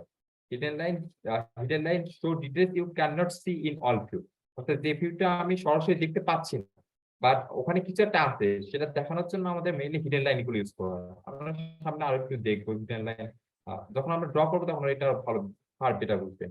তো মোটামুটি আমাদের হাতে একটা টপ শীট যদি থাকে, আমাদের যদি একটা শীট থাকে, তবে সেই শীটে উপরে আমরা টপ ভিউ দিই, নিচে ফ্রন্ট ভিউ দিই এবং রাইট সাইড ভিউ দিই। তবে এটা হচ্ছে আমাদের ড্র করার কিছু নিয়ম আছে, যেমন টপ ভিউ থেকে ফ্রন্ট ভিউ থেকে টপ ভিউ এর আঁকানোর মিনিমাম ডিসটেন্স 30 মিলিমিটার হতে হবে, মিনিমাম ডিসটেন্স 30 মিলিমিটার হতে হবে। আবার ফ্রন্ট ভিউ থেকে রাইট হ্যান্ড সাইড ভিউ আঁকানোর ক্ষেত্রে মিনিমাম ডিসটেন্স 30 মিলিমিটার হতে হবে। আবার রাইট হ্যান্ড সাইড ভিউ এখানে ড্র করতে, যদি রাইট হ্যান্ড সাইড ভিউ না ড্র করতে আমাদের left hand side view draw করতে লাগতো, তখন আমরা লেফট হ্যান্ড সাইড ভিউ এই পাশে ড্র করতাম। তো এই পাশে ড্র করার ক্ষেত্রে সেই একই কথা, যে মিনিমাম ডিসটেন্স 30 মিলিমিটার হতে হবে। তাহলে আমাদের প্রত্যেকটা ভিউ এর মিনিমাম ডিসটেন্স 30 মিলিমিটার হতে হবে। এটা আমাদের মোটামুটি একটা স্যাম্পল অর্থোগ্রাফিক ভিউ কেমন হতে পারে তার একটা স্যাম্পল দেওয়া আছে।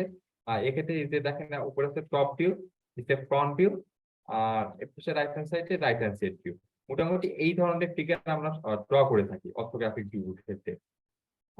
একটা অবজেক্ট আছে, 3D অবজেক্ট দেওয়া থাকলে সেই 3D অবজেক্ট থেকে মোটামুটি এই 3 ধরনের ভিউ ড্র করে থাকি, এবং এই 3 ধরনের ভিউ আমরা ড্র করার সামনে শিখবো, আমরাও দেখবো যে কিভাবে ড্র করতে হয়।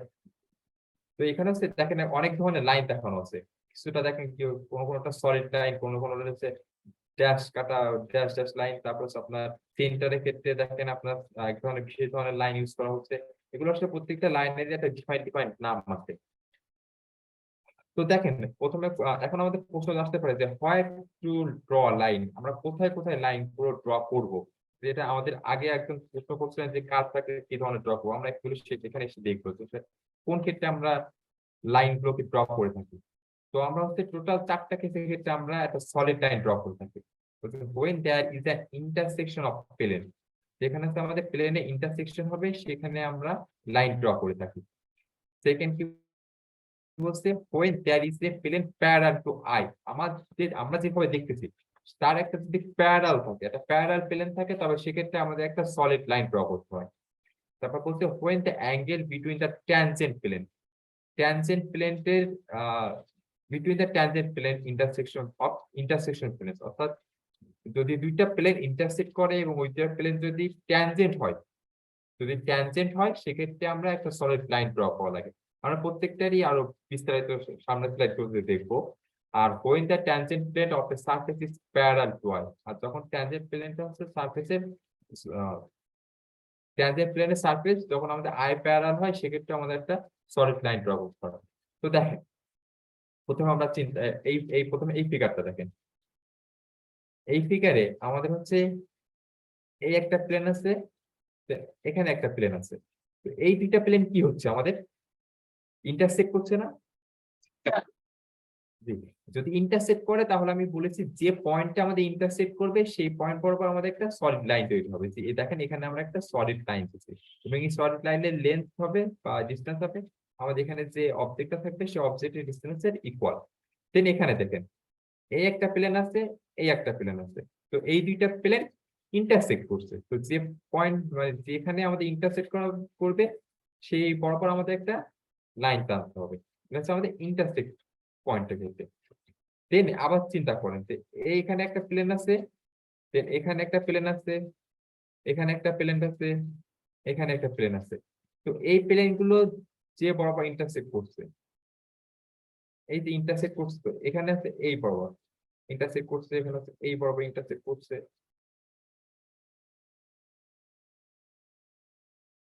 তারপর দেখেন এখানে এই বরাবর ইন্টারসেক্ট করছে। তো যে বরাবর হচ্ছে আমাদের ইন্টারসেক্ট করছে সেই বরাবর হচ্ছে আমাদের একটা করে সলিড লাইন আসবে। এই পর্যন্ত ইন্টারসেক্ট করছেন, এই পর্যন্ত ইন্টারসেক্ট করছে, এই পর্যন্ত ইন্টারসেক্ট করছে, ঠিক অপোজিট সাইডে সেম ইন্টারসেক্ট করছে। তাহলে এই কারণে এই দুইটা আমাদের যেটা সলিড লাইন চলে আসছে। তো আমরা প্রথমে দেখছি হচ্ছে এখানে একটা লাইন, সেকেন্ড হচ্ছে দেখছি এখানে একটা লাইন, তারপরে ফিগার দেখছি এখানে একটা লাইন সলিড লাইন তৈরি হবে, দেন এখানে দেখছি একটা সলিড লাইন তৈরি হবে। কারণ আমাদের এই প্লেন এবং এখানে এই যে সারফেস গুলো, সেই সারফেস গুলো সব ট্যানজেনশিয়ালি ইন্টারসেক্ট করছে। দেন এখানে দেখেন এখানে হচ্ছে আমাদের এই প্লেন এবং এখানকার এই প্লেন, এই দুইটা প্লেন আবার ইন্টারসেক্ট করছে। তাহলে ইন্টারসেক্ট লাইনটা কি এই বরাবর, তাহলে আমাদের এখানে ঠিক এই বরাবর একটা ইন্টারসেক্ট লাইন তৈরি হয়েছে। দেন এখানে এই প্লেন এবং ঠিক এর অপোজিট সাইডে আরেকটা প্লেন আছে, ওই দুইটা প্লেন ঠিক এই লাইন বরাবর ইন্টারসেক্ট করছে। তো এই জন্য এই লাইন বরাবর আমাদের একটা সলিড লাইন তৈরি হবে। এইভাবে আমাদের ফুল একটা টপ ভিউ তৈরি হয়ে গেছে। তো প্রত্যেকটা টপ ভিউ আমরা প্রথমে একটা করে যে প্লেনের সাথে আমাদের ইন্টারসেক্ট করবে ঠিক সেই পয়েন্টে আমাদের একটা করে সলিড লাইন তৈরি হবে। এটা কি আমরা সবাই বুঝতে পারছি? Yes, sir. জি। তাহলে আমাদের একটা প্লেন আর একটা প্লেনের সাথে যেখানে ইন্টারসেক্ট করবে সেই পয়েন্ট বরাবর আমাদের একটা করে সলিড লাইন তৈরি হবে। দেন আমরা কি দেখছি যে হচ্ছে আমাদের যদি আমরা সেকেন্ডটা ক্ষেত্রে কি করছিলাম যে হচ্ছে আমাদের যে প্লেনটা আমাদের আয়ের প্যারালাল থাকবে, অর্থাৎ আমি যে বরাবর দেখছি তা আমাদের এখানে আমরা ঠিক এই অবজেক্টটাকে এই 4টে লেন্স বরাবর দেখছিলাম, ঠিক এই বরাবর আমরা দেখছিলাম। তো এই বরাবর দেখার জন্য এখানে যে একটা প্লেন আছে, এই যে প্লেনটা, এই প্লেনটা হচ্ছে আমাদের আয়ের প্যারালাল। আয়ের প্যারালাল হওয়ার জন্য ঠিক আমরা তখন এখানে যে আমাদের ভিউটা ড্র করব, বা আমরা যদি উপর থেকে দেখি, এটা তো হচ্ছে টপ ভিউ কেটে যদি আমরা উপর থেকে দেখি, এখানে যদি আমরা উপর থেকে এই বরাবর যদি আমরা দেখি, সেক্ষেত্রে হচ্ছে আমাদের এই প্লেনটা আমাদের আই প্যারালাল। এই জন্য আমাদের হচ্ছে প্রথম তো হচ্ছে আমরা আগে যেটা দেখছি সেটা হচ্ছে এখানে এই প্লেন এবং এখানে এই প্লেন হচ্ছে আমাদের ইন্টারসেক্ট করছে এই পয়েন্টে, তো এর জন্য একটা সলিড লাইন আসবে। আর এই প্লেন এবং এই প্লেন ইন্টারসেক্ট করছে, তার জন্য এখানে একটা সলিড লাইন আসবে। এটা তো শিওর, এই দুটো সলিড লাইনের ভিতরে কোনো সমস্যা নেই। একটা সলিড লাইন তৈরি হচ্ছে এখানে, আর একটা সলিড লাইন তৈরি হচ্ছে এখানে। এখানে যে আরেকটা প্লেন আমরা দেখতে পাচ্ছি, এই প্লেনটা হচ্ছে আমাদের যে আমরা যেখান থেকে দেখছি সে আই প্যারালাল। এবং আই প্যারাল হলে আমাদের আরো একটা সলিড লাইন তৈরি হয়। এটা কি আমরা বুঝছি? না বুঝলে প্রশ্ন করবেন। আমরা কি এটা বুঝতে পারছি?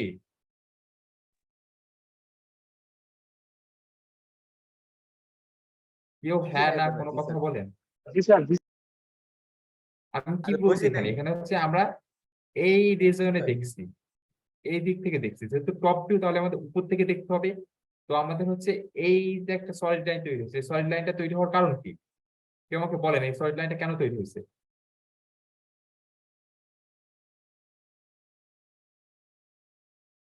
এই সলিড লাইনটা কেন তৈরি হয়েছে? এখানে একটা সলিড লাইন দেখছি, সলিড লাইনটা তৈরি হওয়ার কারণ কি?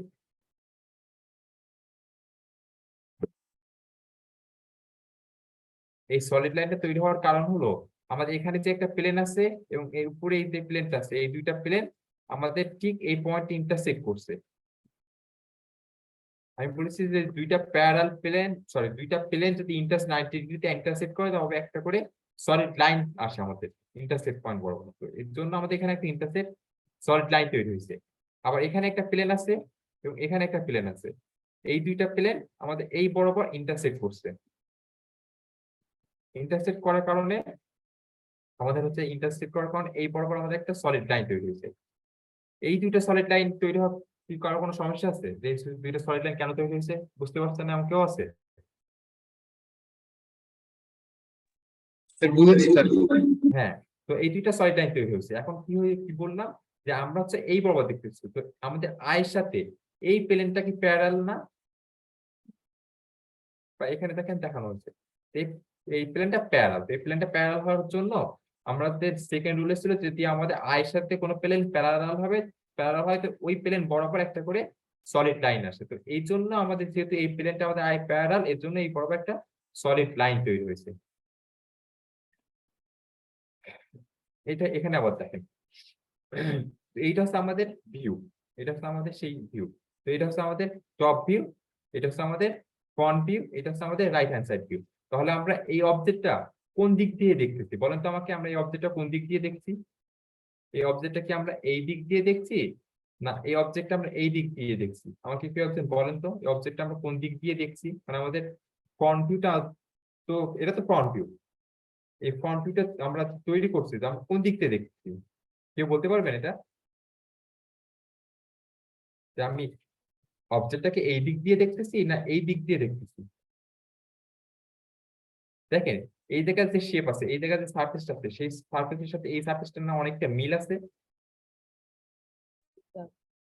তাহলে এইটা যেহেতু ফ্রন্ট ভিউ, তা এই জন্য আমরা এই অবজেক্টটাকে এই দিক দিয়ে দেখতেছি, এই দিক দিয়ে, এই দিক থেকে দেখতেছি। এই জন্য এটা হচ্ছে আমাদের উপরটা হচ্ছে আমাদের কি ভিউ? Top view. উপর থেকে যেটা আসবে এটা হচ্ছে আমাদের ফ্রন্ট ভিউ। আর ঠিক এর অপোজিট যে এখানে যেটা আমরা দেখতে পাচ্ছি না, সেটা হচ্ছে ওখান থেকে যেটা ভিউটা আসবে সেটা হচ্ছে আমাদের রাইট হ্যান্ড সাইড ভিউ। তবে এই সব অবজেক্টের ক্ষেত্রে রাইট হ্যান্ড সাইড ভিউ না এঁকে লেফট হ্যান্ড সাইড ভিউ আঁকা বেটার। জাস্ট এইটাই যদি আমরা এখানে আসতাম তাহলে আমাদের লেফট হ্যান্ড সাইড ভিউ হয়ে যেত। তো দেখেন এখানে এখানে হচ্ছে আমাদের মেইন অবজেক্টিভ ছিল যে আমরা হচ্ছে সলিড লাইন দেখবো। তো হচ্ছে white a plane surface intersect a curve surface and edge is form. তো এখানে আমাদের কার্ভ সারফেস কোনটা?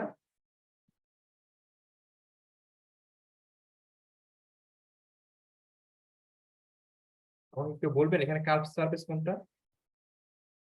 এইটা আমাদের কার্ভ সারফেস না? এটা তো আমাদের একদম আহ কি বলবো হরিজন্টাল সারফেস, কোনো কার্ভ নেই।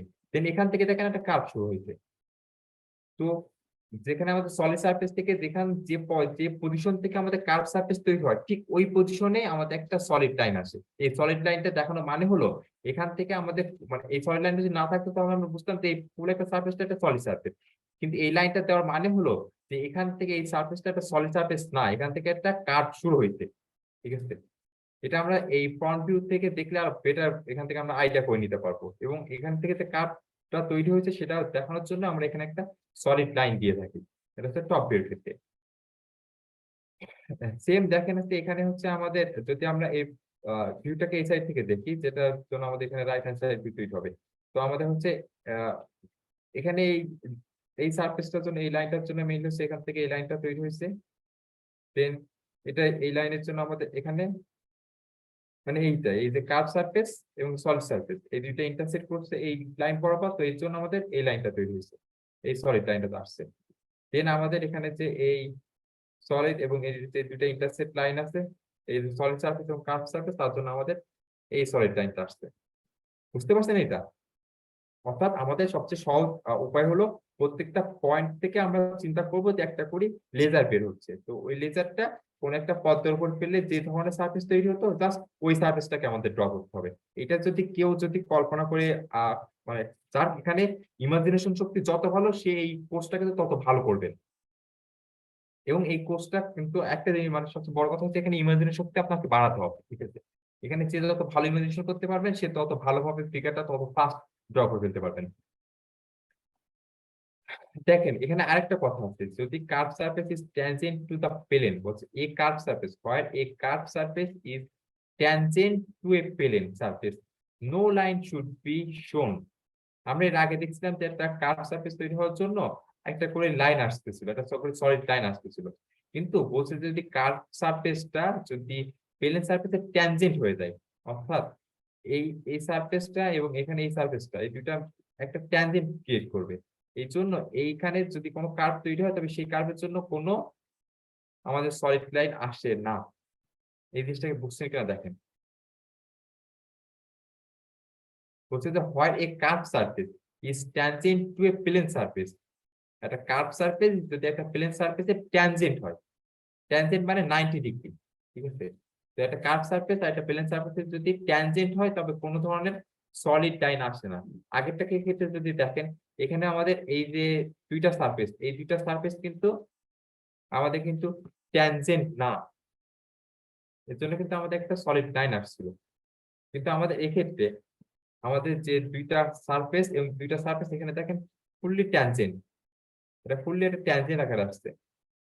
এটা যদি আমাদের এই ধরনের হতো, যদি আমাদের এটা এই ধরনের হতো, মানে এটা যদি সারফেসটা যদি এখান থেকে এই ধরনের হতো তাহলে কিন্তু আমাদের একটা সলিড লাইন আসতো, কারণ সেক্ষেত্রে হচ্ছে আমাদের ট্যানজেন্ট না।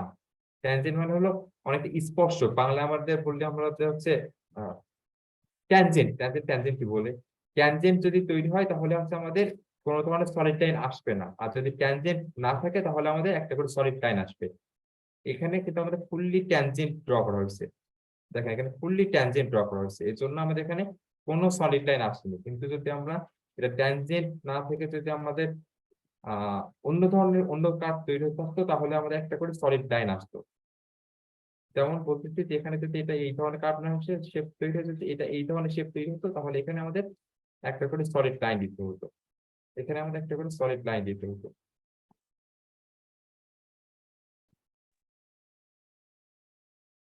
এক্ষেত্রে কি বলছি বলেন, দেখেন the green line is because the angle between the tangents of two intersecting planes neither 0 degree nor 80 degree। আমরা আগে যতগুলো কেস দেখছি সবই হচ্ছে 0 ডিগ্রি অথবা 180 ডিগ্রি ভিতরে ছিল, বাট এখানে বলছে যে এবার যে দুইটা প্লেন ইন্টারসেক্ট করছে তারা 0 ডিগ্রি অথবা 180 ডিগ্রি না, এদের মাঝামাঝি। যদি এদের মাঝামাঝি হয় তাহলে আপনাকে আরো একটা সলিড লাইন দিতে হবে। বুঝতে পারছেন? So the key line is because the angle between the tangent of two intersecting planes are neither 0 degree nor 180 degree। অর্থাৎ এদের ভিতরে এখানে এখানে দেখেন একটা ভালো করে দেখানো আছে যে এখানে যে সার্কেল আর্ক অ্যাঙ্গেল, এখানে সার্কেল যে আর্ক অ্যাঙ্গেলটা ড্র করছে সেটা হচ্ছে আমাদের 90 ডিগ্রি থেকে ছোট, আবার 0 ডিগ্রিও না।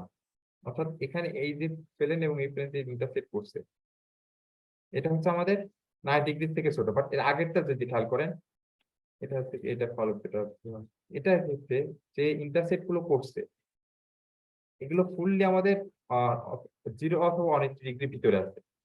এখানে এটা দেখেন এটা হচ্ছে আমাদের এই কার্ভটা যদি আমাদের এখান থেকে সূর্য ফুললি এই বরাবর নিচে নেমে আসতো, সূর্য এখানে এই বরাবর নেমে আসতো তাহলে কিন্তু এটা এই সলিড লাইনটা আসতো না, কিন্তু আমাদের এই কার্ভটা ফুললি আপনার হচ্ছে 90 ডিগ্রি বা না, মানে আপনার ট্যানজেন্ট না, সরি মানে এটা হচ্ছে 90 ডিগ্রি থেকে ছোট, ফুললি 90 ডিগ্রি না, এর জন্য আমাদের একটা সলিড লাইন আসছে। আমি আবার একটু বলি, জিনিসটা আবার একটু দেখেন।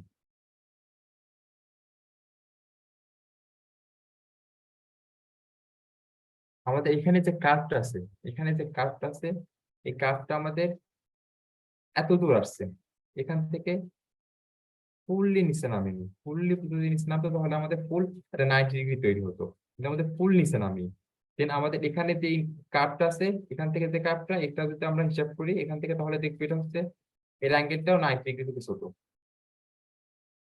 অর্থাৎ দুইটা কার্ভ এখানে হচ্ছে, যদি আমাদের এখানে যদি ফুললি হতো তাহলে আমাদের জিনিসটা এমন আসতো। সরি,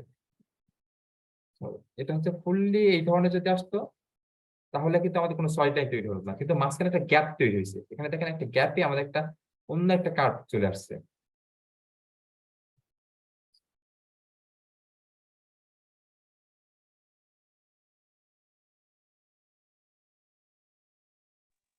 স্যার এই পার্টটুকু বুঝি হ্যাঁ নাই। হ্যাঁ হ্যাঁ, আমি আবার বলছি, আমি শেষ করিনি। দেখেন এখানে হচ্ছে এই একটা আর্ক, এই একটা আর্ক, দুইটা আর্ক তো দেখছেন, ঠিক আছে?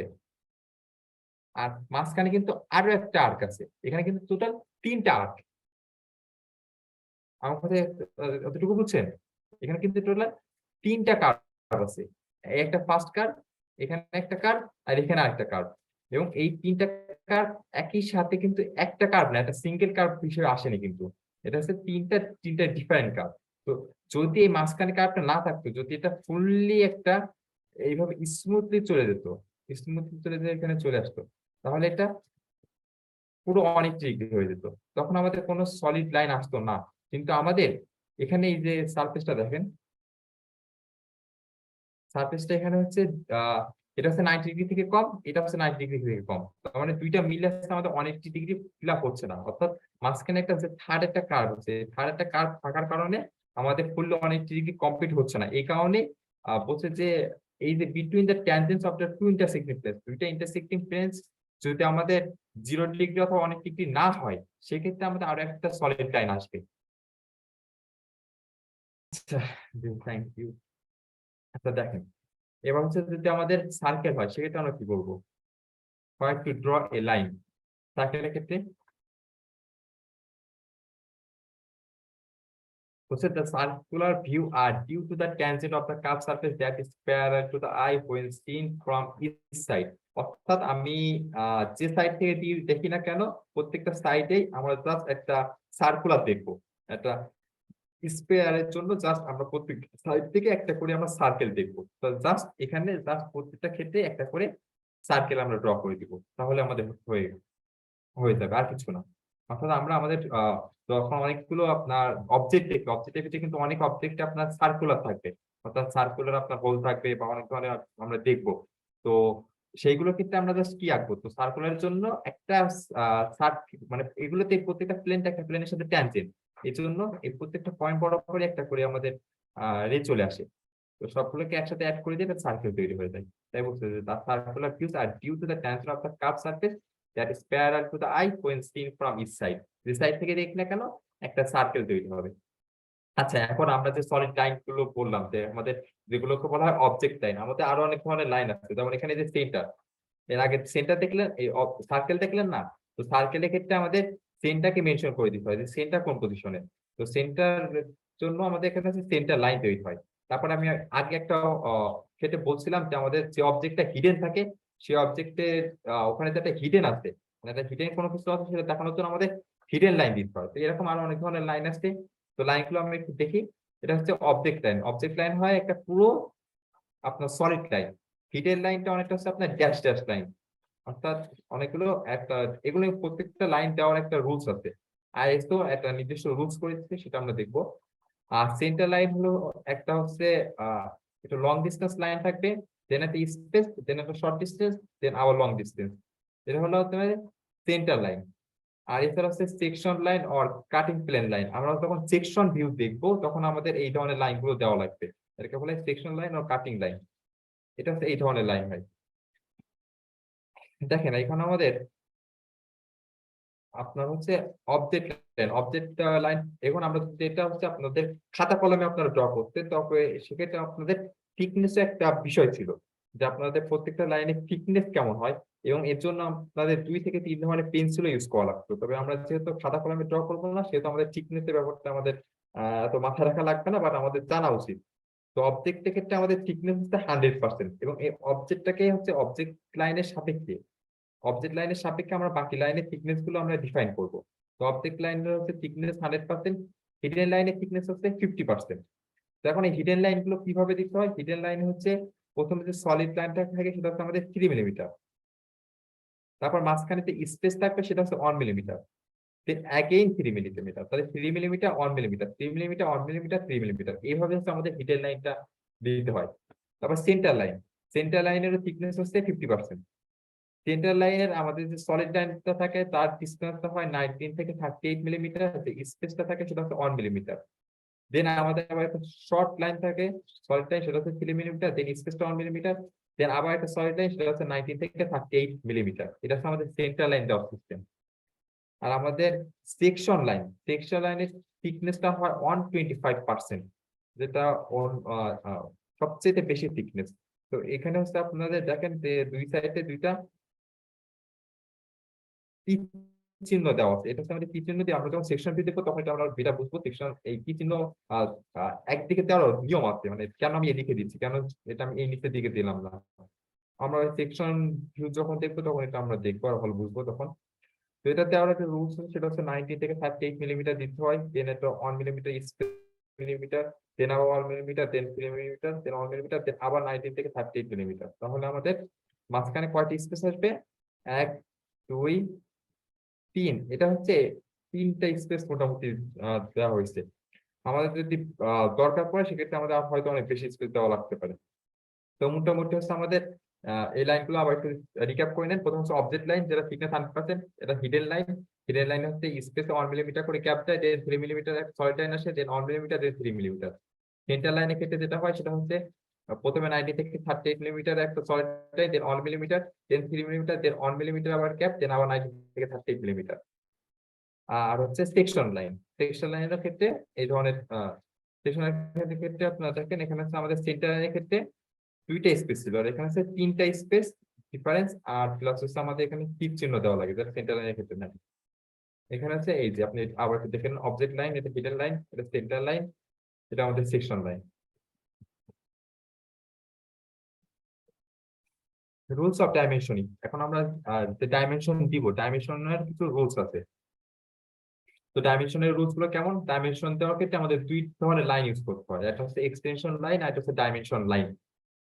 আর সচরাচর আমাদের ডাইমেনশন করা হয় দুই ধরনের ড্রয়িং, এটা হচ্ছে লিনিয়ার ড্রয়িং আর হচ্ছে সার্কুলার ড্রয়িং। আর আমরা এটাগুলো আমরা হচ্ছে মিলিমিটার ইউনিটে ইউজ করি, আমরা সাধারণত মিলিমিটার ইউনিট ইউজ করি। সবগুলো হচ্ছে সেন্টার অ্যালাইন করা হবে, অ্যালাইন করে দিতে হয়, অর্থাৎ আমরা যে নাম্বারিংটা করবো সেটা অবশ্যই সেন্টার অ্যালাইন হবে। দেন দেখেন এখানে আমাদের একটা দেখা যাচ্ছে একটা ভিউ, সেই ভিউ হচ্ছে প্রথমে হচ্ছে দেখেন আমাদের আহ এটা ডাইমেনশন দেওয়ার জন্য প্রথমে হচ্ছে আমাদের গ্যাপ স্পেস দিতে হয়, এখানে একটা গ্যাপ থাকবে, গ্যাপটা হচ্ছে 1 মিলিমিটার, এটা 1 মিলিমিটার গ্যাপ দিতে হবে। দেন 1 মিলিমিটার গ্যাপ দেওয়ার পর একটা লাইন টানবো, যে লাইনটাকে বলা হয় এক্সটেনশন লাইন, এই লাইনটাকে বলা হয় এক্সটেনশন লাইন। দেন এক্সটেনশন লাইনের পরে হচ্ছে আমাদের ডাইমেনশন লাইন আসবে, এই ধরনের লাইনটাকে বলা হয় ডাইমেনশন লাইন। তো আমাদের আহ নিয়মটা হচ্ছে আপনার যে সলিড লাইন থাকবে, সলিড লাইন থেকে ডাইমেনশন লাইনের মিনিমাম স্পেস থাকতে হবে 10 মিলিমিটার, মিনিমাম, এটা হচ্ছে মিনিমাম স্পেস থাকতে হবে, মিনিমাম স্পেস থাকতে হবে 10 মিলিমিটার। দেন হচ্ছে এই মিনিমাম স্পেস 10 মিলিমিটার থেকে আরো বেশি হতে পারে, স্পেস আর বেশি, কিন্তু মিনিমাম 10 মিলিমিটার দিতে হবে। দেন 10 মিলিমিটার দেওয়ার পরে আপনাদের এখানে দেখেন যে হচ্ছে আমাদের ডাইমেনশন লাইন শুরু করবো। তো ডাইমেনশন লাইন শুরু করে এখানে আমাদের মিনিমাম আবার 3 মিলিমিটার গ্যাপ রাখতে হবে, তাহলে আমাদের স্পেস রাখতে হবে 1 মিলিমিটার। আমাদের ডাইমেনশন সলিড অবজেক্ট লাইন আছে, অবজেক্ট লাইন থেকে আমাদের ডাইমেনশন লাইনে মিনিমাম 10 মিলিমিটার গ্যাপ রাখতে হবে। আর আমাদের ডাইমেনশন লাইনে এখানে এই অংশ আমাদের আবার 3 মিলিমিটারে কিছুটা এক্সটেন্ড রাখতে হবে। দেন আমাদের হচ্ছে ডাইমেনশন লাইন দিব, এবং ডাইমেনশন লাইনের ক্ষেত্রে আমরা হচ্ছে শুধুমাত্র ইউনিটটা ভ্যালুটা লিখবো, নো ইউনিট। দেখেন এখানে বলছে যে ডাইমেনশন এক্সটেনশন লাইন আর মাস্ট আইদার হরাইজন্টাল বা ভার্টিক্যাল, আর এগুলো হচ্ছে ক্রস করতে পারবেন, অর্থাৎ আপনি এমন ভাবে আঁকানো যাবে না যেন এটা একটা ডাইমেনশন আরেকটা ডাইমেনশন লাইনকে ক্রস করে, এমন ভাবে আঁকানো যাবে না। তারপর বলছে যে মাস্ট এ অ্যারোহেড, এবং একটা অ্যারোহেড দিতে হবে, ডাইমেনশন লাইন অবশ্যই একটা অ্যারোহেড দিতে হবে, এবং অ্যারোহেড দেওয়ার একটা নিয়ম আছে, আমরা সেটা সামনে দেখবো। আর thickness of the both extension and dimension line is 25%. এই 25% কিন্তু অবজেক্ট লাইনের সাপেক্ষ, অর্থাৎ এটা দেখেন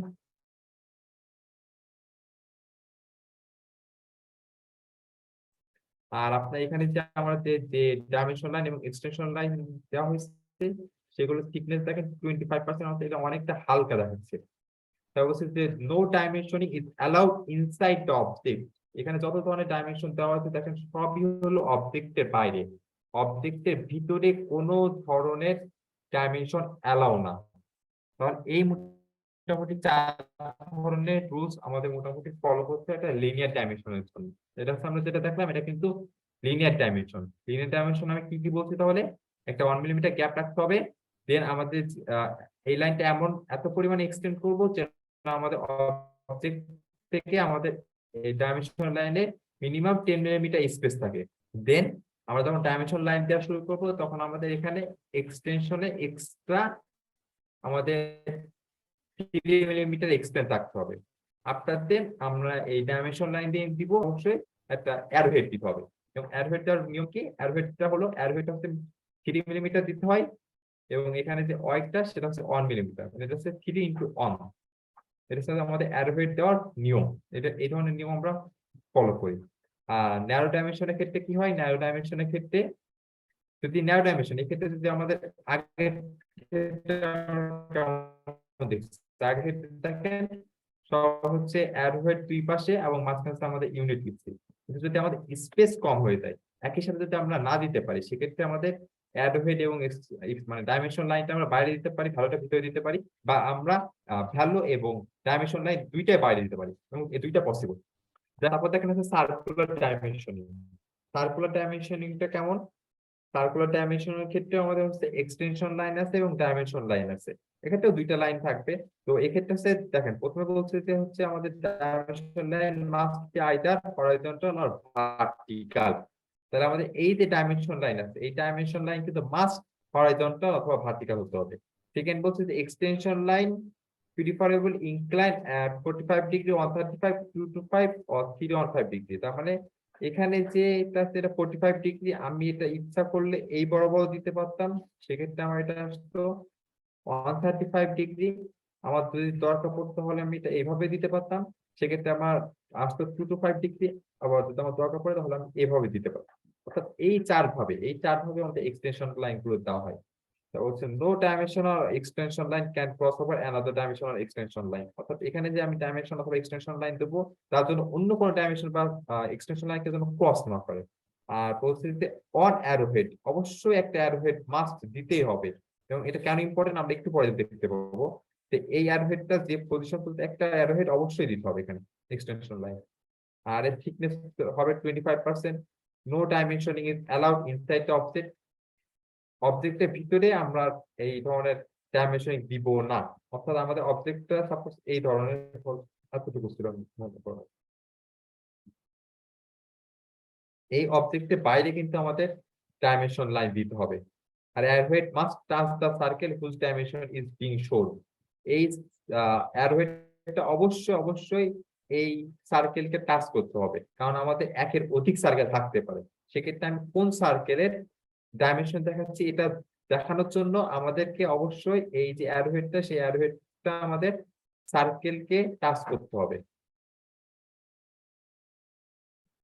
তারপর দেখেন এখানে আরো কিছু কথাবার্তা লেখা আছে, যেমন length of dimension line is 3 থেকে 6 মিলিমিটার। এখানে যে ডাইমেনশন লাইনটা হয় সেই ডাইমেনশন লাইনটা মোটামুটি 3 থেকে 6 মিলিমিটার আসে। আর 10, এখানে আর দিয়ে বোঝানো হয়েছে রেডিয়াস এবং 10 দিয়ে বোঝানো হচ্ছে যে 10 মিলিমিটার। কারণ আমরা আগেই বলছি যে আমাদের যত কিছু সবকিছু মোটামুটি মিলিমিটার ইউনিটে করি। দেখেন on dimension must be present in millimetre, অর্থাৎ কোনো কিছু না বলে দেওয়া থাকলে আমরা বুঝে নেব যে এটা মিলিমিটার ইউনিটে বলে দেওয়া আছে। সরি, এটা হচ্ছে millimetre, 10 millimetre. Before dimensioning centre line must be ড্রন। এখানে হচ্ছে অবশ্যই এই যে সেন্টার লাইন অবশ্যই ড্র করে নিতে হবে ডাইমেনশন দেওয়ার আগে। দেখেন এখানে হচ্ছে আমরা সেন্টার লাইন ড্র করে নিচ্ছি, এই সেন্টার লাইন গুলো অবশ্যই মাস্ট ড্র করে নিতে হবে ডাইমেনশন দেওয়ার আগে। দেখেন আরো কয়েক ভাবে আমরা এই ধরনের এই ডাইমেনশন সার্কেল ডাইমেনশন করতে পারি। যেমন এখানে দেখানো আছে, দেখেন যে কোনো এখান থেকে না দিয়ে ডাইরেক্টলি সরাসরি বাইরে থেকে আমি দেখাতে পারি, কিন্তু এখানে দেখেন যে আমাদের এক্সটেন্ড লাইনটা, এই যে এক্সটেন্ড লাইনটা, এই এক্সটেন্ড লাইনটা কিন্তু অবশ্যই এর সাথে কিন্তু 45 ডিগ্রিতে আছে। এখানে আছে ডি দ্বারা আমাদের ডায়ামিটার বোঝাচ্ছে, যে আমাদের ডায়ামিটার 40 বা আমাদের রেডিয়াস 20, 5 দিয়েও আমাদের ডায়ামিটারকে বোঝানো হয়। আমাদের ডায়ামিটারকে যে ডি তে ডায়ামিটার আর তে রেডিয়াস, 5 দিয়ে আমাদের ডায়ামিটার বোঝানো হয়। আমরা এইভাবেও ডাইমেনশনিং করতে পারি। বা আমাদের এখানে দেখেন, এখানে এই যে জিনিসটা খেয়াল করেন, এখানে আছে অ্যারোহেডটা ভিতরে সার্কেলের দেওয়ার সাথে টাচ করা আছে, তাহলে এই যে ভিতরের সার্কেলটা তার রেডিয়াস হচ্ছে 10 মিলিমিটার। আর এই যে বাইরের একটা সার্কেল দেখা হওয়ার মানে বাইরের সার্কেলের রেডিয়াস হচ্ছে 45 মিলিমিটার। এই জন্য অ্যারোহেডটা খুবই ইম্পর্টেন্ট। অ্যারোহেডটা যে সার্কেলের সাথে টাচ করে লেগে থাকবে ওই ডাইমেনশনটা ওই সার্কেলে বোঝাচ্ছে। দেখেন, the projection of the extended line is past figure must go through the center of the circle. এক্ষেত্রে আমরা যেহেতু সার্কেলের সেন্টার লাইন টাচ করিনি, কিন্তু অবশ্যই এটা কিন্তু সেন্টার লাইনের সাথে এমন ভাবে আঁকতে হবে যেন দেখে বোঝা যায় যে এটা হচ্ছে সেন্টার লাইনের সাথে যেত। এই হচ্ছে পুরো একটা কমপ্লিট ডাইমেনশনিং। আমরা যখন একটা ধরনের 3D অবজেক্ট দেওয়া থাকে তা থেকে আমরা অর্থোগ্রাফি ভিউ আঁকি, সাধারণত টপ ভিউ, ফ্রন্ট ভিউ, একটা কমপ্লিট টোটাল একটা কমপ্লিট ভিউ। এক্ষেত্রে দেখেন আপনার টপ ভিউ লিখে দিতে হয়, front view, right hand view. এখানে দেখেন প্রত্যেকটা লেটার কিন্তু ক্যাপিটাল। আমরা কিন্তু প্রথমে একদম শুরুতে কিন্তু আমরা লেটারিং করছি, তো সেখানে কিন্তু আমরা বলছিলাম তার প্রত্যেকটা এখানে লেটার কিন্তু আমরা ক্যাপিটাল রাখি। এবং এখানে দেখেন প্রত্যেকটা dimension দেওয়া আছে এবং এক দেখেন এখানে ক্রস ওভার করিনি। এখানে আছে বিভিন্ন ধরনের, এখানে দেখেন সার্কেল গুলো আছে, এখানে মোটামুটি সব ধরনের লাইন দেওয়া আছে, সলিড লাইন দেওয়া আছে, হিডেন লাইন দেওয়া আছে। ভিউ করবো সেখানে আসবে, সেকশনাল লাইন সতর্কতা জেনারেল ভিউ গুলোতে আসে না, তখন সেকশনাল ভিউ করা হয়, তখন সেকশনাল ভিউ ক্ষেত্রে আসে। দেখেন যে ডিফারেন্ট টাইপস অফ ভিউ আছে। এখানে আমরা একটা সলিড দেখি, তাহলে সলিডের যে 3টা ভিউ হতে পারে। এটা যদি ফ্রন্ট ভিউ হয়, এটা হচ্ছে আমাদের ফ্রন্ট ভিউ। আর এটা হচ্ছে আমাদের টপ ভিউ ক্ষেত্রে, এটা হচ্ছে আমাদের টপ ভিউ। আর এটা হচ্ছে right hand side view, right hand side view. এইটা যদি আমি এই দিক থেকে দেখি, তাহলে হচ্ছে এইটা হচ্ছে আমাদের ফ্রন্ট ভিউ, এটা হচ্ছে আমাদের টপ ভিউ, এটা হচ্ছে আমাদের রাইট হ্যান্ড সাইড ভিউ। এটা আমরা যে পাশ থেকে দেখি না কেন সাইকেলের ক্ষেত্রে সেমই আসে। এটা হচ্ছে প্রথমে আমি এ পাশ থেকে মনে করেন দেখছি, তো এটা আমাদের ফ্রন্ট ভিউ আসবে, রাইট হ্যান্ড সাইড ভিউ। তো ফ্রন্ট ভিউ এবং রাইট হ্যান্ড সাইড ভিউ দুইটাই সেম। আর উপরেরটা হচ্ছে আমাদের টপ ভিউ, এই যে আমাদের টপ ভিউ চলে আসছে। এক্ষেত্রেও সেম, এটা হচ্ছে আমাদের front view, right hand side view. আর উপর থেকে যদি আমি দেখি তাহলে জাস্ট একটা সার্কেল, এটা চিন্তা করছে অনেকগুলো রে তৈরি আসছে, আমি একটা পর্দা রাখছি বা একটা প্লেন রাখছি, সেই প্লেনের উপরে রেগুলো এসে পড়তেছে, তাহলে কোন ধরনের ভিউ তৈরি হবে? এটা সার্কেল তৈরি হবে। এটা খেয়াল করেন। এটা যদি আমি কনসিডার করি তাহলে এটা হচ্ছে আমাদের ফ্রন্ট ভিউ, এটা হচ্ছে আমাদের রাইট হ্যান্ড সাইড ভিউ। আর উপর থেকে দেখতাম তাহলে এরকম একটা রেক্টেঙ্গল দেখতে পেতাম, জাস্ট সেই রেক্টেঙ্গলটা। Some objects do not need all three of the orthographic views. কিছু কিছু ক্ষেত্রে হচ্ছে আমাদের তিনটাই দরকার হয় না, তাহলে শুধু দুইটা হলে আমরা বুঝতে যাই। যেমন এক্ষেত্রে দেখেন, এক্ষেত্রে যদি আমার দুইটা ভিউ দিয়ে দিত তাহলে দ্যাটস গুড, আমি বুঝতে পারতাম। এখানে দুইটা ভিউ দিলে আমি বুঝে দিতাম। Sample of sub orthographic view, এখানে দেখেন কিছু কিছু অর্থোগ্রাফিক ভিউ এর এক্সাম্পল দেওয়া আছে। আমরা নেক্সট পরের 3 ক্লাসে আমরা জাস্ট অর্থোগ্রাফিক ভিউ আঁকানো শিখবো, এবং আমাদের ক্লাসের একটা ফার্স্ট সেকশনে আমরা হচ্ছে নিজেরা ফ্রি হ্যান্ড রাইটিং এ জাস্ট অর্থোগ্রাফিক ভিউটা আঁকানো শিখবো। আফটার দেন আমরা হচ্ছে অটোক্যাডে আমরা হচ্ছে আমাদের ভিউগুলো আঁকানো শিখবো। ক্লাসের একটা অংশ, আমরা প্রথম অংশ আমরা আমাদের ফ্রি হ্যান্ড ড্রয়িং করবো, ফ্রি হ্যান্ড ড্রয়িং এ আঁকানো শিখবো। আফটার দেন ক্লাসের লাস্ট একটা কোশ্চেনে আমরা হচ্ছে এটা অটোক্যাড বা সলিড অফ যে ধরনের সফটওয়্যার আমাদের ল্যাবে অ্যাভেলেবল, সেই সফটওয়্যার গুলো ইউজ করে আমরা হচ্ছে আমাদের এই 2D ভিউ গুলো আঁকানো দেখবো। সর্বপ্রথম আমরা 2D ভিউ গুলো আমরা অটোক্যাডে দেখবো। তারপর দেখেন একটা সাম কমন মিস্টেক্স, কিছু কমন মিস্টেক্স আছে।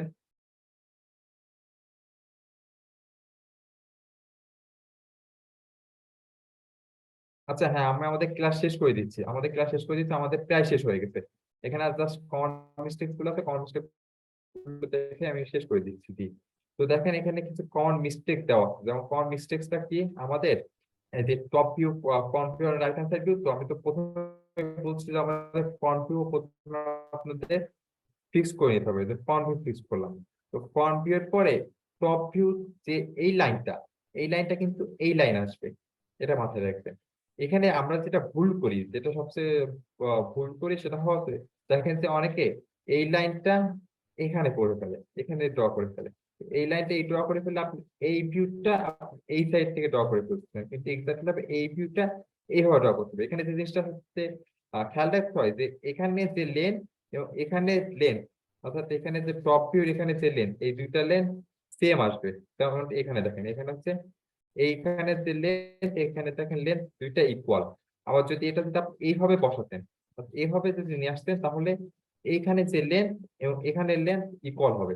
মানে আপনার যে ভিউটা ড্র করছেন সেটা ঠিক আছে কিনা জাস্ট একবার চোখ দিয়ে দেখলেই হয়ে যাবে। একবার জাস্ট দেখলে আপনি বুঝতে পারবেন, আপনি নিজেই বুঝতে পারবেন যে এখানে যে দুইটা লেন, এই দুইটা লেন সেম হওয়ার কথা, এখানে যে লেন এখানে লেন সেম আসার কথা। এরকম কিছু কমন মিস্টেক্স আমরা করে থাকি। আরো কিছু কমন মিস্টেক্স আছে, যেমন আমি বলছিলাম যে এখানে সেন্টার দিয়ে যাওয়ার কথা, অনেকে সেন্টার ইউজ করে না, বাট আমাদের ক্ষেত্রে সুবিধা হলো আমরা যখন কম্পিউটার সফটওয়্যার ইউজ করি, তবে সফটওয়্যারে এটা হচ্ছে এগুলো আমাদের সমস্যা হয় না, এগুলো আমাদের অটোমেটিক্যালি ঠিক করে দেয়। তবে হ্যাঁ, হিডেন লাইন তারপরে সেন্টার লাইন এগুলো হচ্ছে আমাদের নিজেদেরই দেওয়া লাগে। তো এক্ষেত্রে যেটা হয় অনেকে হচ্ছে দেখা যায় যে সেন্টার লাইন আর হিডেন লাইন, এই সেন্টার লাইনের ক্ষেত্রে কিছুটা এক্সটেন্ড রাখতে হয়, 3 থেকে 6 মিলিমিটার এক্সটেন্ড করে রাখতে হয় আমাদের সেন্টার লাইনটা। অনেকে হচ্ছে এই এক্সটেন্ডটা করে না, তো আমাদের এটা একটা ভুল। এটা হচ্ছে কিছু কমন মিস্টেক হচ্ছে। তো আজকের জন্য আজকে এই পর্যন্তই।